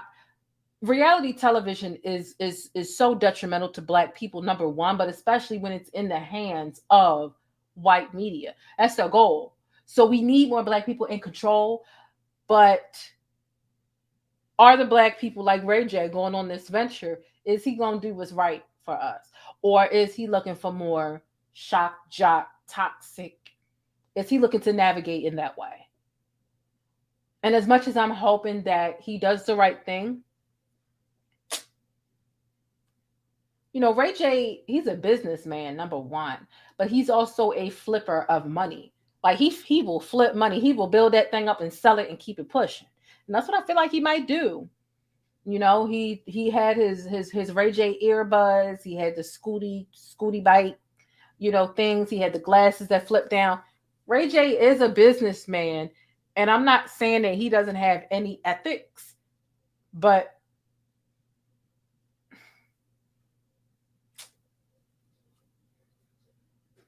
this is a really big move. Everybody's not in the position to just be in control of a network or to purchase or to build a network. I'm hoping that Ray J does the right thing. You know what I mean? I do. I really do. Unlimited alcohol and chips, no food. Child. They said Ray J is ratchet. I mean, oh my God. I mean, watching him on The Conversation with Princess. Whew, he's a toxic brother in his own life. Not to say that everything he creates is that way, but I mean the conversation itself as a franchise, like that show, is toxic, and they know that it has that toxic element to it. So yeah, they said your hand's gonna come flying off. Keep cracking them elbows. I crack my elbows all the time. But yeah, you know, all we can do is hope that Ray J does the right thing. This is amazing. I think it's time for Nick Cannon to take control. You know, Nick Cannon, he stays leaving himself in this position where his shows are being canceled. Nick Cannon got so much money, and he always got a job, but he doesn't have to be confined to syndicated television and the non-Black people who run those things, because that puts them in control. They are canceling his show. How many shows has he had that have been or are subject to be canceled? Remember, he had that, what was it, radio show podcast thing? Nick Cannon could sit at home and create his own production company. Will Smith got his own production company. So for people that are rich to that extent, do it yourself. Stop giving them that type of control to counsel you when you don't have the ratings. I mean, because up against syndicated television or perhaps shows that fight all day, your ratings may be low some years or some seasons, but it'll take a while for people to really get sick of that ratchet shit and to finally click away from that and really want to breathe something that is edifying, that is refreshing, that is inspiring, something that's going to raise rather than lower your IQ. And everybody, it won't be the same year or the same season. And so sometimes you will have low ratings. And I think that the Black media needs to understand that. When you talk about positive Black happenings, it doesn't get the clicks and views as salacious bullshit. But it takes Black media banding together and saying, you know what, I'm willing to upload this video or this post or this that has this positive news so that we can collectively make positive news popular again. It's not going to happen in 1 month. It's not even going to happen in 1 year. But that doesn't mean, well, you know, that positive shit don't give views, so I'm not going to talk about it. That intellectual shit don't give views, so I'm not going to talk about it. Well, if that's the case, the bar is going to continue to be in hell. The goalpost is going to continue to move backwards towards even more raunchy bullshit. And so that's why I think that it's important when you do have the control, and especially when you got the money, mix in some good positive shit. I know I do my best to do that. I do my best to talk about positive Black news, even though I know talking about shit that's gonna put us in a negative light, or when people act a fool, or when Boosie get on live and say, put your pussy lips on live for $1,000, yeah, I'm gonna talk about it, but I'm also gonna have a heap of criticism for that shit. Because why are you doing this? But don't think that I'm not gonna talk about Malia Obama being a screenwriter and earning her keep and working with Donald Glover and working on these shows, because that deserves to be talked about too. But unfortunately, unless people are seeing the Obama daughters being exposed or being spoken about for smoking weed, or something negative, people don't want to see that shit. You're going to have to make them want to see that shit. At some point, watching people get knocked out or pillow fighting all day and night, it gets exhausting. So we got to do better. We want better for ourselves, and we rely on, getting interviews with these white shows. You got a product, let's just say you got a cousin that's got a product, or a cousin that's really successful, and they want to be represented in a positive light. You want to go to Good Morning America so that you can be, they're going to put me in a good light. No black media for you to go where you feel like, oh, that's a problem. That's a problem. That we don't feel like there are enough black people who can really put us in a positive light. But you feel like white syndicated TV can do that for you. And that's because it's not enough black people willing to wait it out and take that stand and say, you know what? I might not pop in these first 3 years when I create this new show or this new series, but I'm going to wait it out because there is a need for positive representation for us. We are so much more than social media meltdowns. And it's just time to take control and power back. Period. That's how I feel about it. That's how I feel about it. But let me get off my soapbox, because I could talk all day about the need for more positive representation in the black community, within black media, and within the digital landscape. Because there's just an overage of us looking like idiots and asses all over the place. and sometimes it's funny. Every now and then you might see a video that goes viral with some bullshit and you might chuckle at it. But at some point it gets old. All right, 1 or 2 times, all right. But not like all day long. Like, where are the black people making history? Why aren't we talking about the 14-year-olds getting accepted into 21 different colleges with over $8 million worth of scholarships? Why aren't we talking about that? Why aren't we talking about the 14-year-olds that are getting accepted and getting offers from NASA and shit like that? Why aren't we talking about that?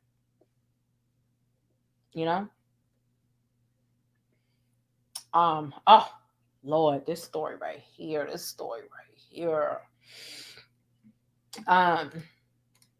When Ray J punked Fabulous, it was funny. This story right here, I don't know if you all remember this story from so long ago. This black nurse decided to kidnap and steal someone's baby from the ICU. And I think the mother was the mother of this child that she stole was about 15 to 16 years old. And her cries, she was crying on, imagine having your baby stolen from the hospital. You just did how many hours women spend in labor? And for somebody to steal your baby from the hospital where you're supposed to feel safe, this nurse decides to steal this baby, and the child had no clue that she was kidnapped at birth.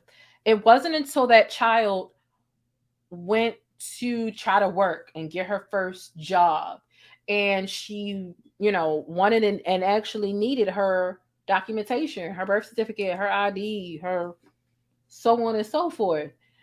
And that is when she found out that that girl is wild. Yeah.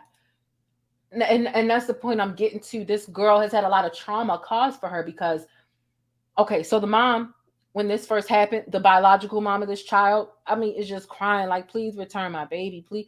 And those cries were just, there's no word to describe. I'm even getting emotional just thinking about it, because the woman's just begging for her baby back. And when this girl finally found out, she even was on a Iyanla Vanzant one time. Girl had major behavioral issues because when the real family was introduced to this kidnapped girl, she didn't want to have anything to do with him for real. She didn't want to call her biological mom. She still wanted to call the kidnapper here that you see in her jumpsuit. She wanted to call her mom. And she was just so disrespectful to her biological family because she was, all her life, she's known that this is her mom and this is her family. All to find out it's not. That girl had a very hard time adjusting to what her reality was. And I mean, when I tell you she had them behavioral issues, baby, I mean, it was given behavior that gets you sent away to boot camp. Like, that girl was wilding out. I mean, she had a foul mouth on her, and I can't say I could blame her. She's a child, and I couldn't imagine living that girl's reality. However, look at her smiling in court. You got some nerve. But this mom who kidnapped this baby, she got arrested, and the judge ruled that the woman who abducted the newborn baby and raised her as her own, she filed a motion to get out of jail early. And but the judge denied it. The judge rejected it. So a judge has rejected Gloria Williams' request to decrease her time in prison for kidnapping a newborn baby from a hospital decades ago, even though the baby is now a 23-year-old adult woman who has advocated on her behalf. Now, you see that this woman is in jail for kidnapping her, and you have this child that she stole advocating for the woman who kidnapped her. That's how warped this girl's mind is. In a statement written to the judge, Mobley told the judge she wholeheartedly supports Williams and she needs her quote-unquote mother home. Atlanta Black Star reports Williams said she takes responsibility for her actions and has become a better person during the 4 years she spent in prison so far. There's so many things I've learned, she says, since coming to the Department of Corrections, but the overall lesson of my incarceration has been one of accountability, she wrote in a letter to Duval County Circuit Judge. I know and understand now that there is a ripple effect, that the consequences of my actions are never mine to suffer alone. Williams posed as a nurse and took Mobley away from her mother 5 hours after she was born. Imagine stealing a 5-hour-old child.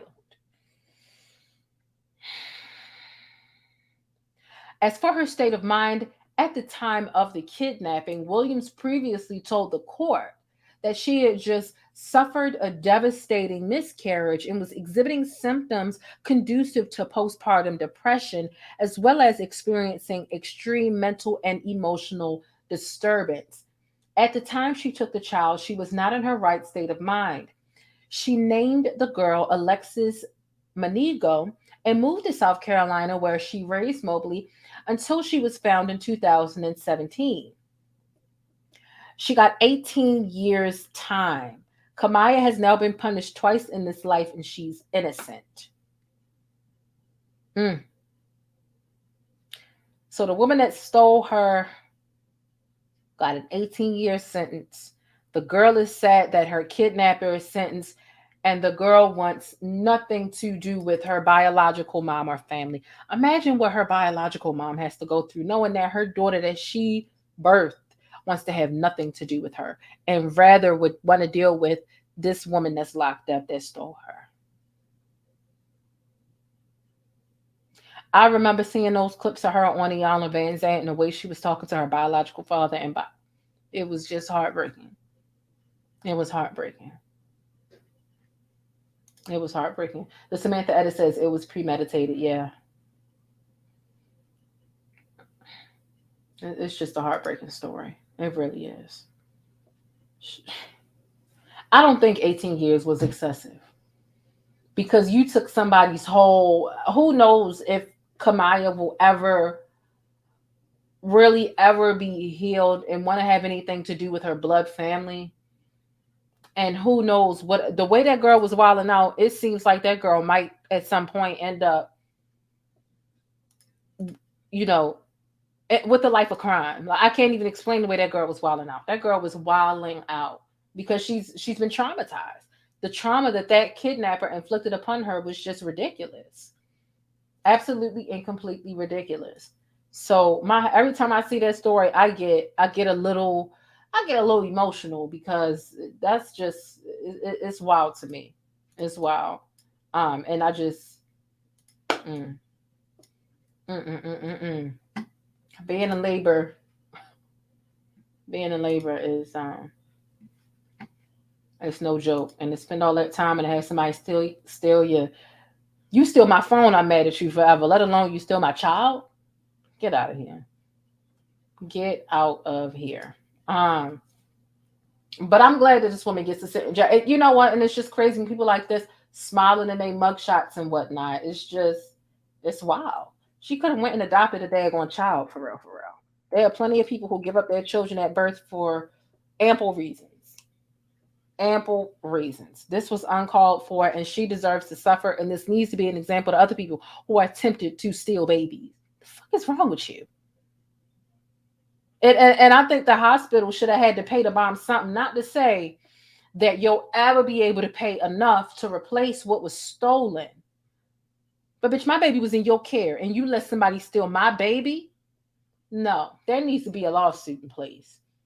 There needs to be a lawsuit in place because you know how much extensive therapy I'm going to need for my stolen child, and my stolen child calls me every name in the book and don't want to have shit to do with me because this woman brainwashed her.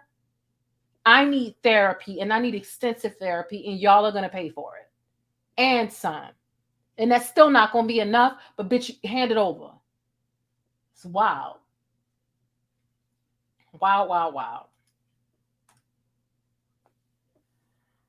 Okay, I already had Lil Nas X on here. Yeah, that was and her biological mother said she wanted the kidnapper to get the exactly.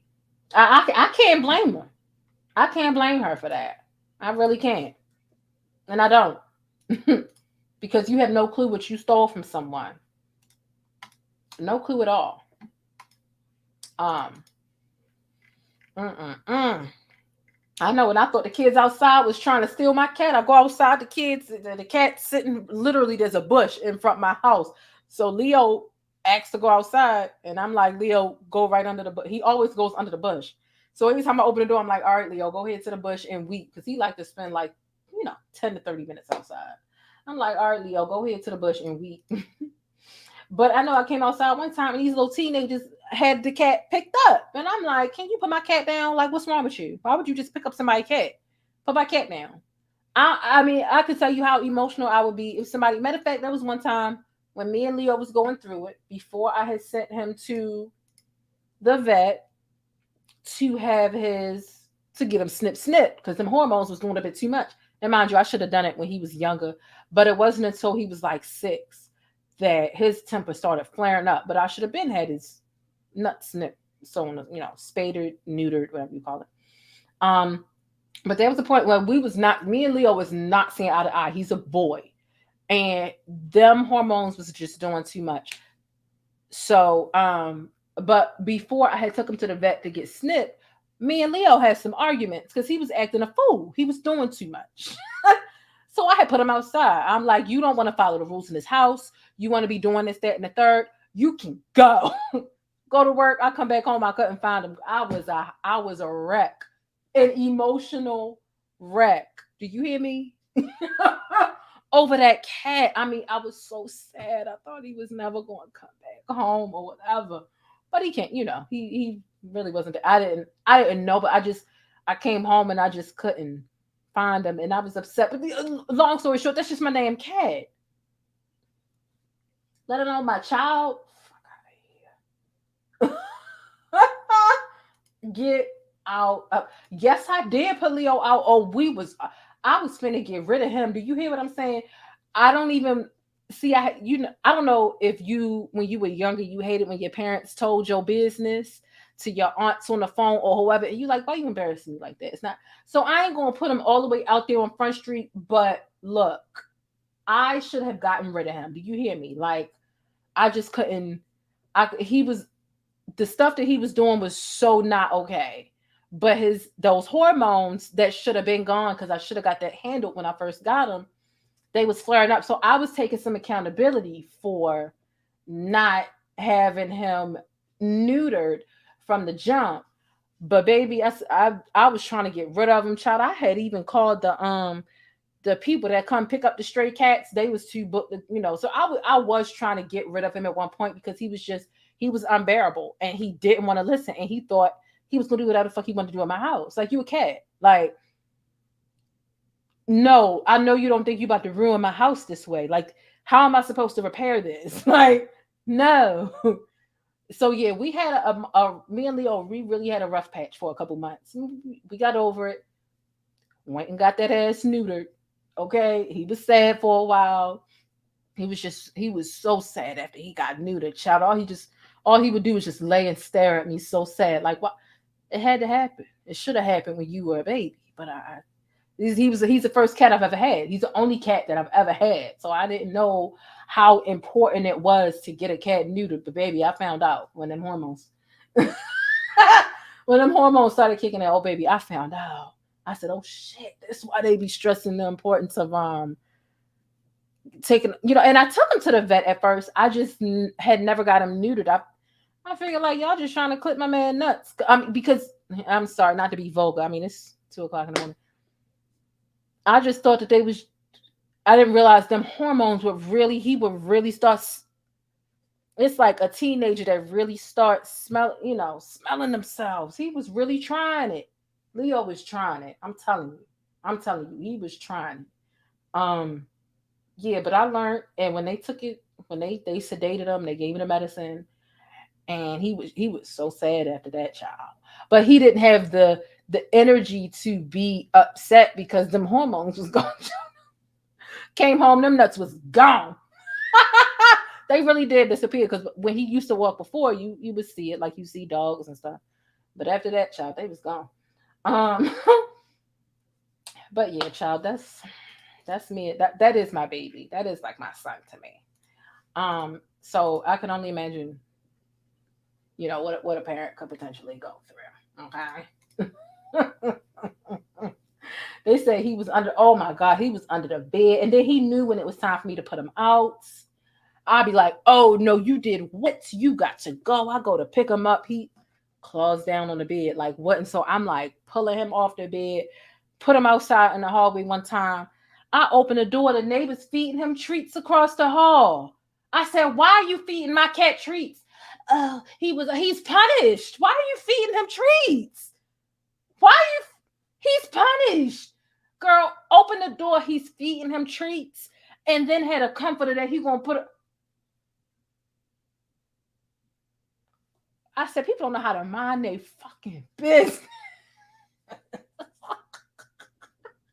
They don't know how to mind their business. What's wrong with you? It was a mess. It was a mess. I've been through it with that cat, when I tell you. Okay. Anyway.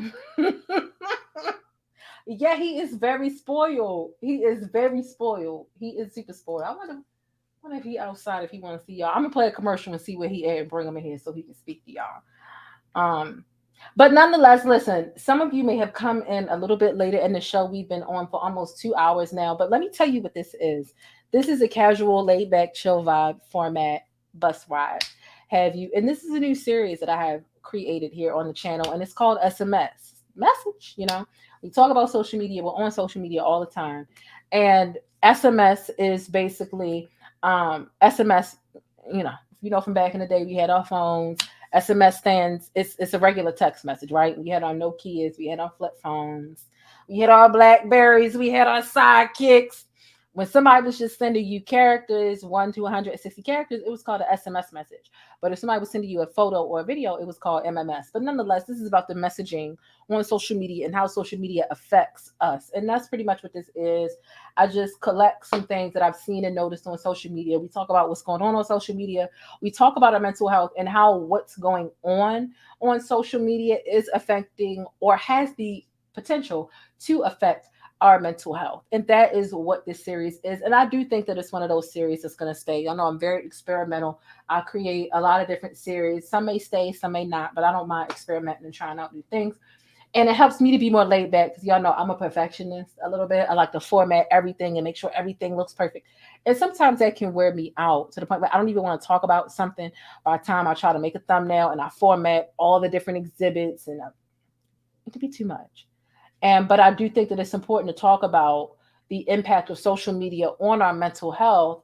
While we may laugh about some things that we've seen on social media or take some things more so serious on social media, and really just become cognizant of, is this affecting me positively or negatively? Should I take a break? Should I unfollow this page or should I swipe away? Should I not be consuming content like this? One thing that I don't think is talked about enough is the effect of social media on our mental health. So that is what this series is. It's called SMS Message, but it's also a double entendre. SMS stands for short messaging service. But also it's a social media stroll as well. We are strolling through social media and just seeing the different things. We may address a lot of different things. It doesn't mean that we're going to take a deep dive into everything.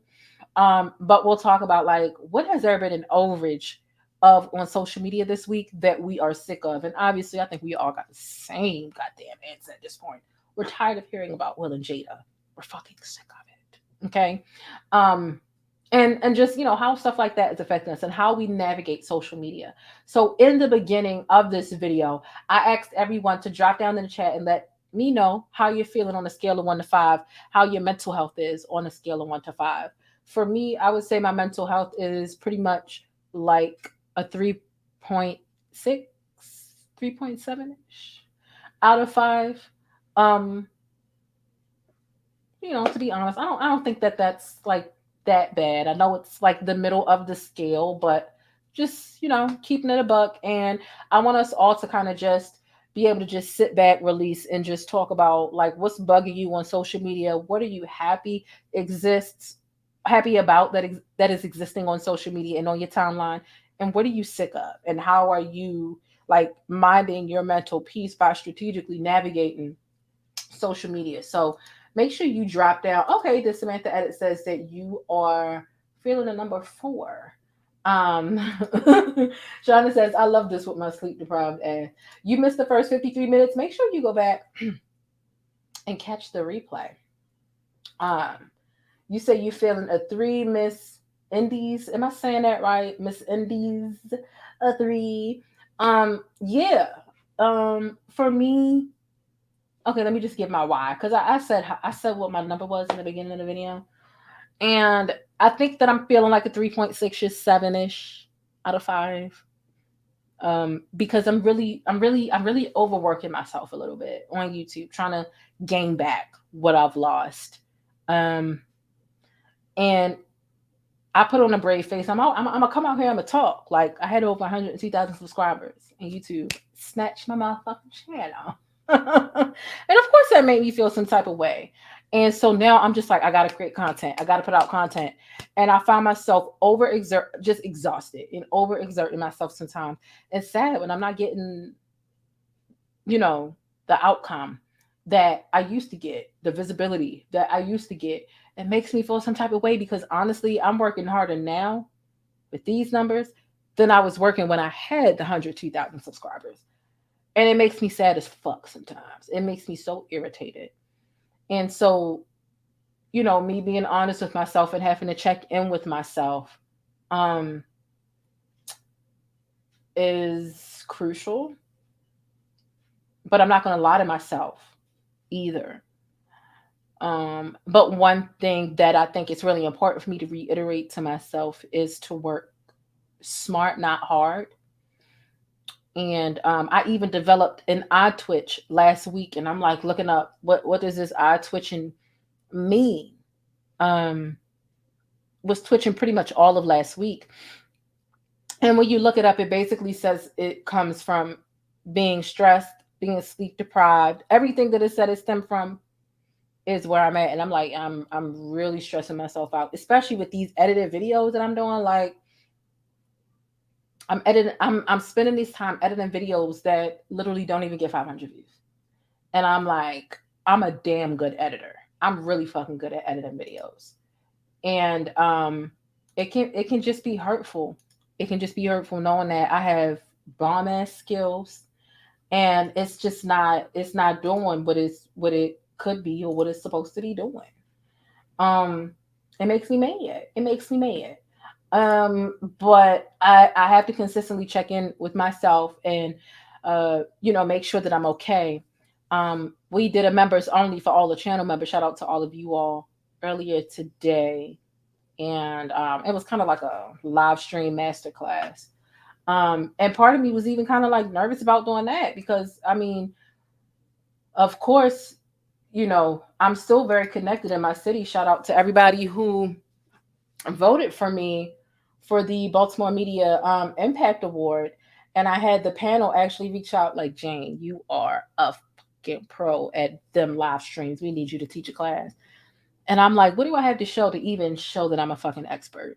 Where are the numbers? Where are the, and it made me nervous because I'm like, these numbers don't look like no damn expert. Like, what the hell, and it can make me nervous, but I still did it and people got a lot of value out of it. And I'm grateful for that. But I still have to check in on myself. Like, social media is a big part of my life. I'm going to create content to the day I die. Okay. Like, that's just where my heart and my passion resides. Where the passion resides. But, yeah, so that's pretty much like the only thing stressing me out in life is just still feeling worthy and still feeling, I guess, important. Yeah. And I get emotional about 2 or so times a week about it. But I do really appreciate my very loyal supporters, the people who come through like, oh my God, I'm so glad you're back. Matter of fact, I just saw somebody in the chat saying that they were so glad that I'm back. And y'all just have no clue how much that means to me and for me. It means a lot. It means a hell of a lot. So, yeah. Quiet for 2 days. So yeah. And even when I talk about it for more than a couple minutes, child, I get emotional. You know what I'm saying? Like, that channel, it was my baby. It was over 10 years. I had over 8 million views. And so, that channel got me mentioned by the New York Times and all of my growth and all of my videos from even when I was in college. Oh God. That's hard. That's hard to, that's hard to deal with sometimes. But nonetheless, here's what I'm going to do real quick because I just want y'all to understand how much of a good editor I am. And sometimes I just like looking at my edited videos. So let's take a look here, shall we? Will Smith news annoyed us in 5 days as much as Kanye West has annoyed us over the last couple of years. But I want to get into a couple of noteworthy updates. So make sure you hit thumbs up on this video and make sure you subscribe for more breaking Black news and celebrity updates. So Will Smith has released a new statement as he is stepping away from the Oscars Academy. If you don't know, Will Smith was facing possible suspension or expulsion after he slapped Chris Rock on stage this past Sunday at the Oscars. Instead, he decided to resign from the Academy of Motion Picture Arts and Sciences. Will Smith said in a statement, "The list of those I've hurt is long and includes Chris, his family, many of my dear friends and loved ones, and all those in attendance, and global audiences at home. I betrayed the trust of the Academy and I deprived other nominees and winners of their opportunity to celebrate and be celebrated for their extraordinary work. I am heartbroken." Will Smith also acknowledged that his actions overshadowed other winners at the 94th Academy Awards. "I want to put the focus back on those who deserve attention," Will Smith says, "for their achievements and to allow the Academy to get back to the incredible work it does to support creativity and artistry in film." He stated, concluding with, "Change takes time, and I'm committed to doing the work to ensure that I never again allow violence to overtake reason." My voice name out your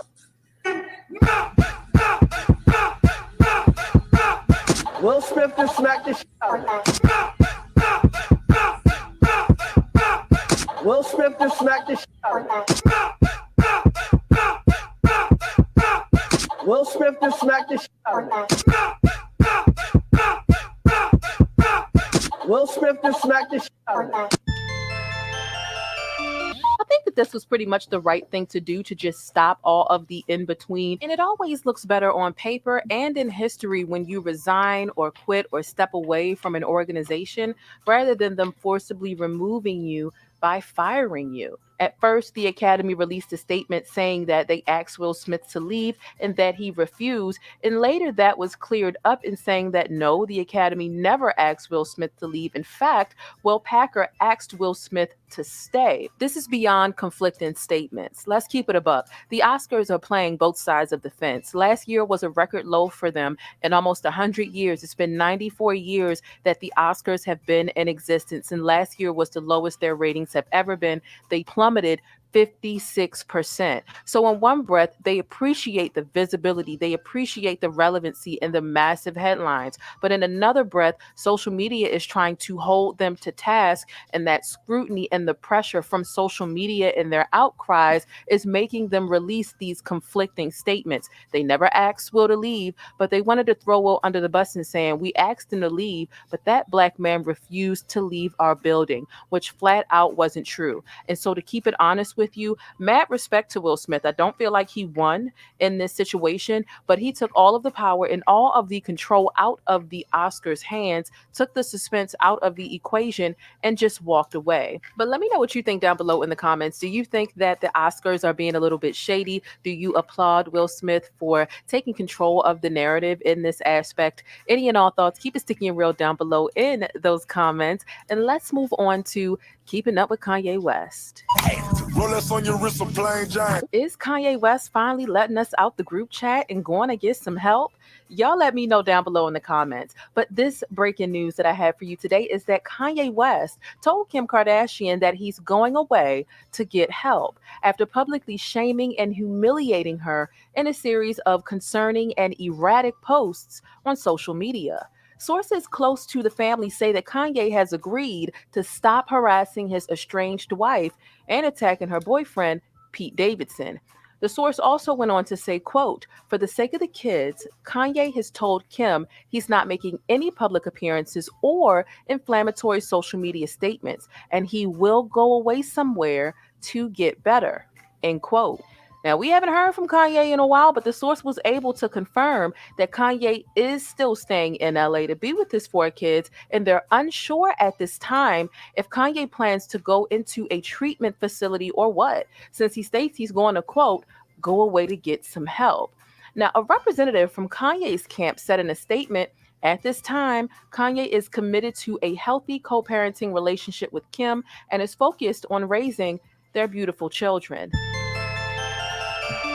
You let me know what you think, but for me, I'm not so sure that Kanye's behavior will really change, or if he's just saying all of the right things to stay close to Kim Kardashian. But as this is being sorted out, Kim Kardashian is taking steps to change the name of her KKW fragrance line, since legally her name is no longer Kim Kardashian West, although the divorce is still ongoing. This is the latest breaking news as it pertains to keeping up with Kanye, which is typically always a chore. Keep it sticky and real down below in the comments, and let me know how you feel about it. Do you think Kanye is finally going to be quiet, get some help, and really do what's best for him and his family? Or is this just a temporary silence and time out for him? Don't forget to hit thumbs up on this video, subscribe, and hit that notification bell for extra little razzle dazzle. And you know I can't wait to chop it up with you down below in them comments. Y'all stay beautiful, black, and blessed until the next video. Rolex on your wrist, a plain giant. But that's it. If you want to catch more of my commentary on Black culture or vital and trending information, be sure to subscribe by hitting that little circle in the middle of the screen, or I'll catch you in one of these rectangles to the right in another video. I'll see you there.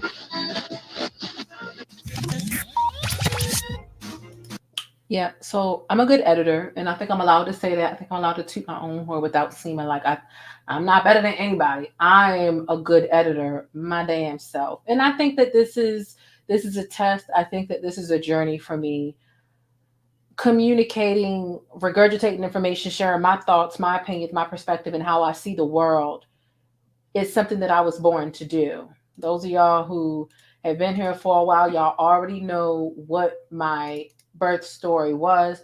My mother in the hospital, giving birth to me, attempted natural birth, ran out of time, had to do an emergency C-section, and boom, sliced her open. They're pulling me out with the tongs. I wasn't even out her stomach yet, and I'm talking.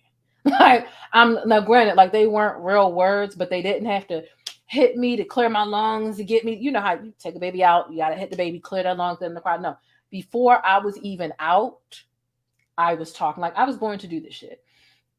And like I just was. And having those numbers, I didn't realize it was like a sense of comfort, really, but it was. And I think that this is a real test and trial and tribulation for me to, who are you without those numbers? Like, if I tear all this down and you have to rebuild right now, are you still the same person?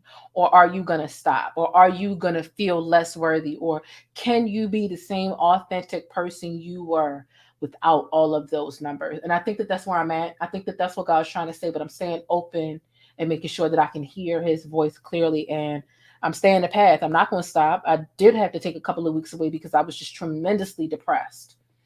And there was some just ridiculous bullshit ass theories as to what happened. Like, a lot of Black people in this space on this platform, oh baby, they relished in that shit.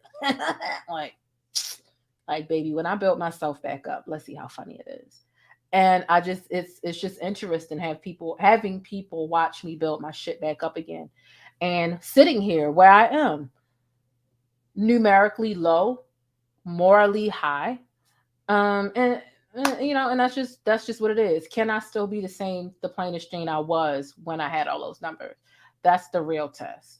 Or are my emotions going to get the best of me, and I'm really just going to feel like I can't do this? Like, I'm never going to stop. I'm never going to stop.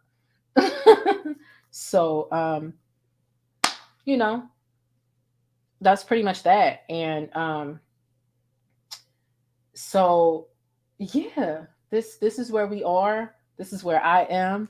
Thank you all for coming on this journey with me, for refinding me, however it is that you refound me.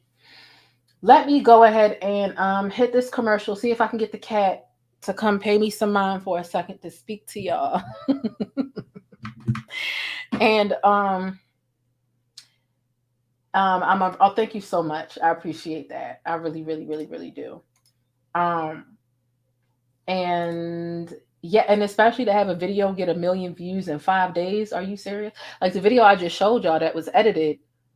When I tell y'all I was on that news as soon as it dropped, and that video came out in less than an hour of that news breaking, like, that's what it was.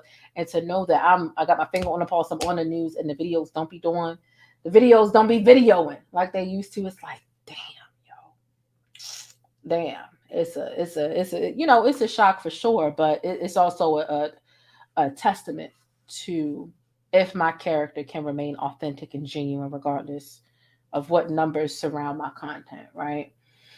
So that's that. What I'm going to do right now, I appreciate all of y'all for the encouraging comments and shit like that, because believe it or not, whether I get to read each one or pull each one up on the screen, just know they mean so much. And I can honestly say my positive comments outweigh my negative comments. And y'all have no clue how these positive comments really affect me. There's some times when I get emotional just based on feeling bad, but there's some times when I get emotional based off of y'all positive ass comments. Like, it really makes me feel amazing as hell and appreciate it. And I'm just grateful for y'all, for real, for real. So throw up them pancakes for me, please. I'm going to play my commercial just to extend a thanks to my channel members. And really thank y'all for just being backstage and being a part of my members only lives and just supporting me the way that y'all do. Channel members, throw up y'all special emojis. Y'all throw up y'all pancakes. I'm going to go find the cat while this play real quick. and I'm gonna be right back. The plainest Jane. This is one of my favorite comments here. She says, I loves me some black, and she said, loves me some black news. She says, is it just me, or does anyone else get tired of seeing people that don't look like them delivering info about them day in and day out?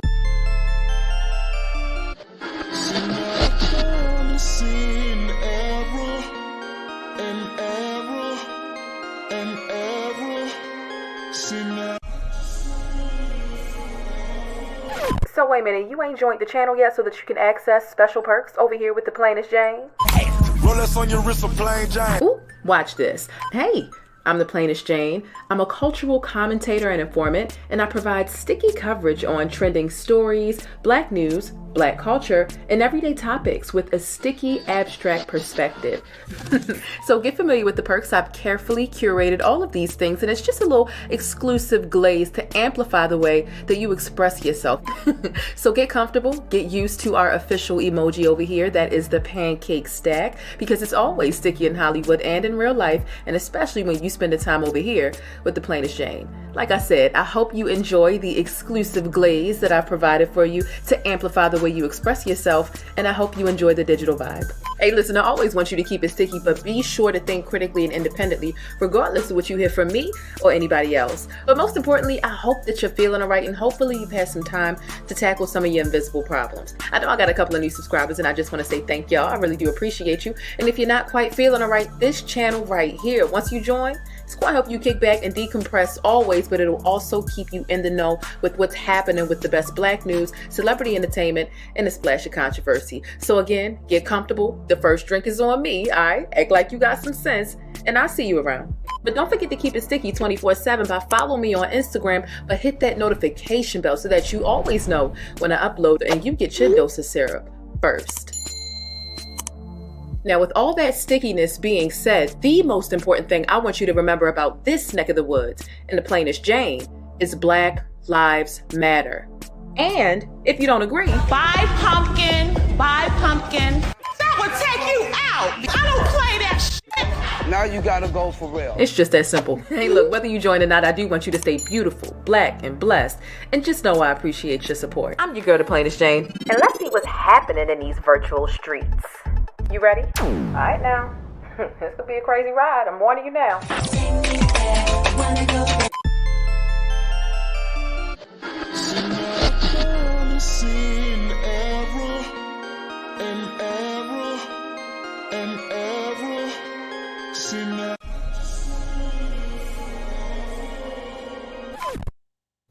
Say hey. You being shy?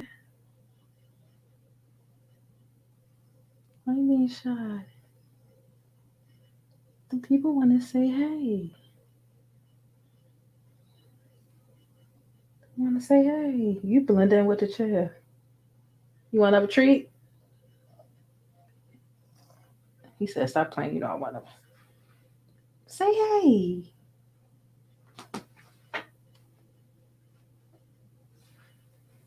Say hey.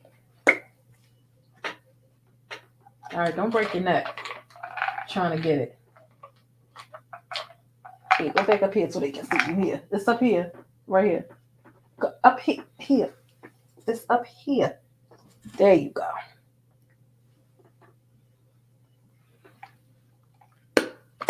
See, if I had a different color chair, it would pop. You would really be able to see him. But he blended in with the damn chair.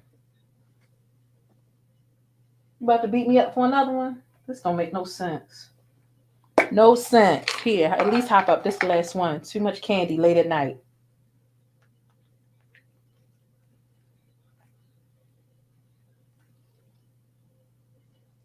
Spoiled little baby boy. Spoiled little baby boy. They said he not shy. He heard you. He heard you talking about him earlier. Yeah, his collar, let me tell you, he rips up every collar. He hates collars. So that's why it looks a mess like this, because you'll buy him a collar and he'll just put his nails in it and just tear it up. And so people be thinking like, oh my God, what is this? What's this cat been through? And like nothing. He tore up that collar himself. He was outside one time and this lady's poodle like walked past and she thought her poodle had attacked him because his collar was all disheveled. She was like, "Oh my God, I'm so sorry." His collar been like that. Ain't nothing wrong with him. Like, it's his collar. He did that. He did that. His dad wants off because he thought he figured if he pick at it, he gonna take it off, right, Leo? You don't want to have nothing else to do with me since we done with the TREAT. See, I gotta spell it. You know, you gotta spell certain words around your kids because you don't want them to get excited. He's at one because he understands a lot of English. I mean, a lot. Like, so if I keep saying the word, he gonna think it's more coming. There are no more TREATs coming. We done. It's 3:00 in the morning. No more TREATs. No more. Okay. But that is my baby boy. My little lifeline. He be keeping me in this thing, okay? That is my boo. He be knowing when I'm sad. He don't know. He got an Oedipus complex. Sometimes he don't know if he's my son. And then he get jealous. And my boyfriend sometimes, he's always been jealous. If, you know, I'm in a relationship or whatever, he'll see me sitting next to my, you know, boyfriend or whatever. He go messing with it. He'll see me, you know, next to my boyfriend, whatever, and he'll come try and break up the party. Like, excuse me, you're supposed to be showing me attention. You're supposed, like, what is this? Break up the party. And then when I do stop, you know, cuddling, kiss, whatever, and pick him up, he will literally look at the nigga and be like, see, look, she's mine. Like, what the fuck is this? Is you my son or you think you mine? What is that? What is going on? He is a hot mess and he is sassy. If you follow me on Instagram, you see him talking all the time. You see him talking, especially talking back. And don't let me, he knows what GETDOWN means. So if he's up somewhere that he's not supposed to be, and I tell him to GETDOWN, like if I was to say it right now, he'd me out and be like, shit. And like basically say no, he'll be arguing his case on why he don't feel like he got a GETDOWN. And it's like, it's not always up for debate. Sometimes I just say it just to get a rise out of him, just to make him get sassy with me. Other times it's like, this is not a game. This is not a debate. GETWO, you know, like, stop playing with me. He is sassy. So if you follow me on Instagram, you see that. But you know what? He actually does have his own Instagram. It's I Talk, I'm Black, I'm Leo. I Talk, I'm Black. What the hell is it? I Talk, I'm Black, I'm Leo. I think that's what it is. Let me go make sure that that's what it is. I Talk, I'm Black, I'm Leo. That's what it is. So I'm gonna put it right here. I Talk, I'm Black, I'm Leo. That's his damn Instagram, child. Hopefully one day he'll feel the need to become more talkative and extroverted so we can get some cat deals and we can get him some cat food and shit, okay, and some cat treats. That's the goal, because some people don't even come to my channel for me. They come to my channel for him. They like him more than they like me. I'm like, what the fuck?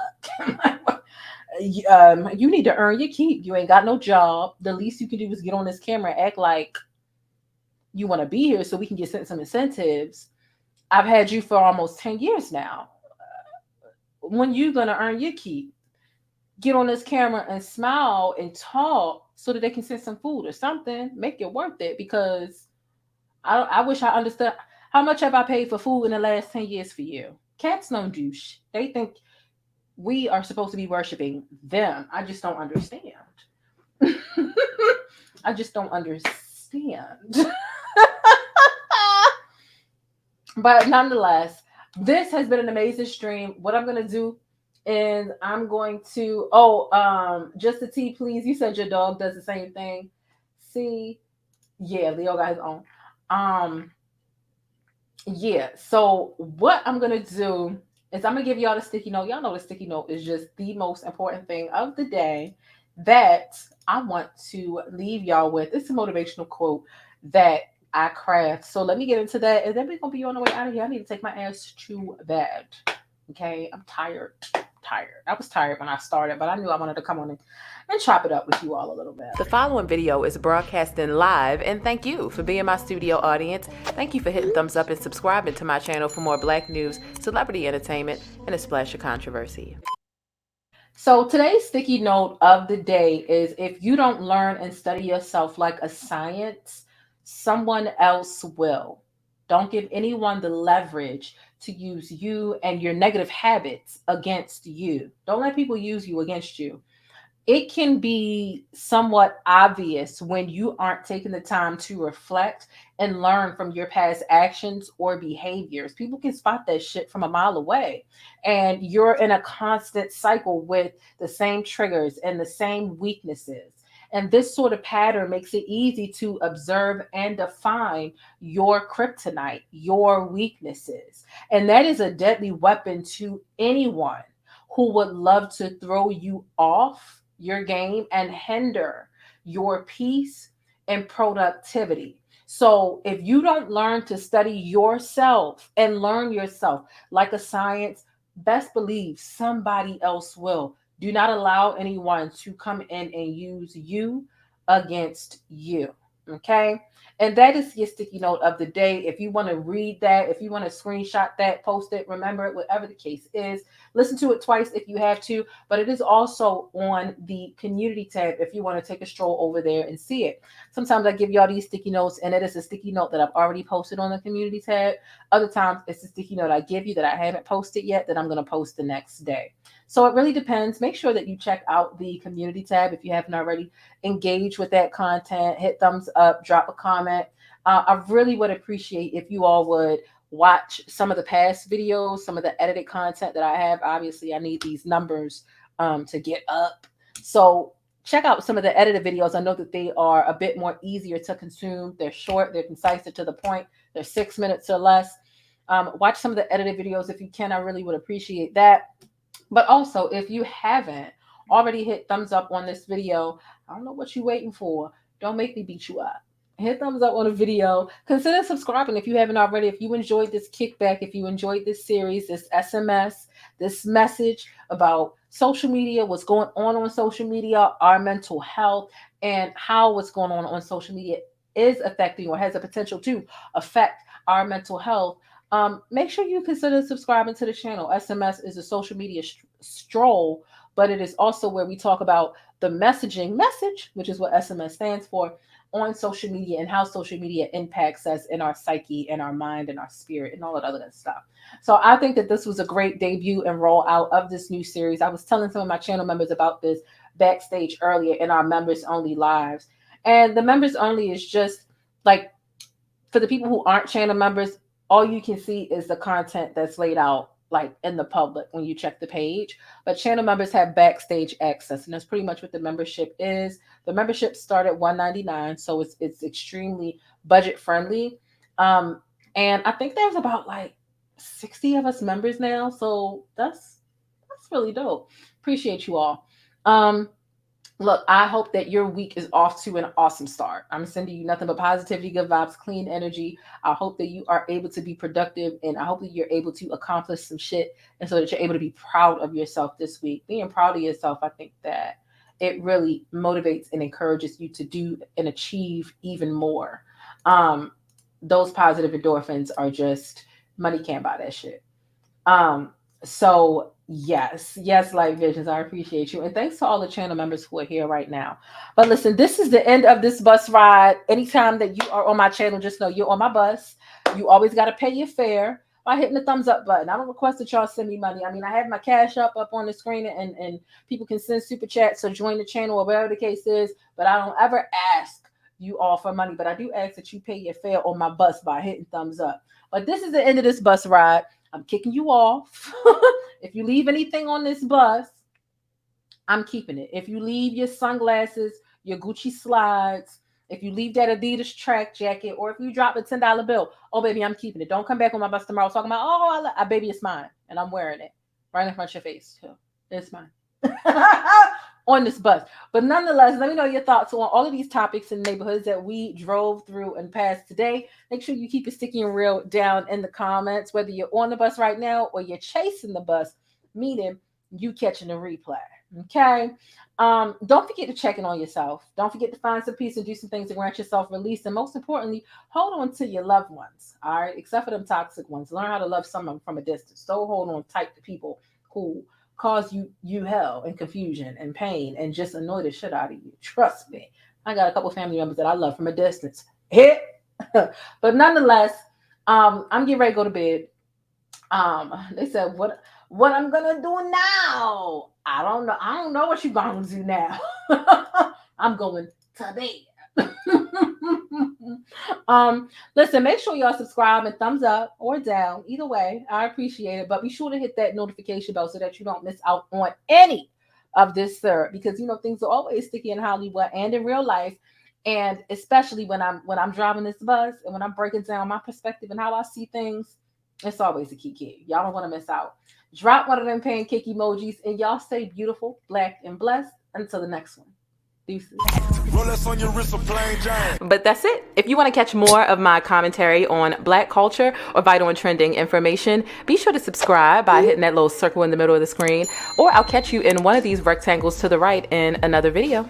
I'll see you there.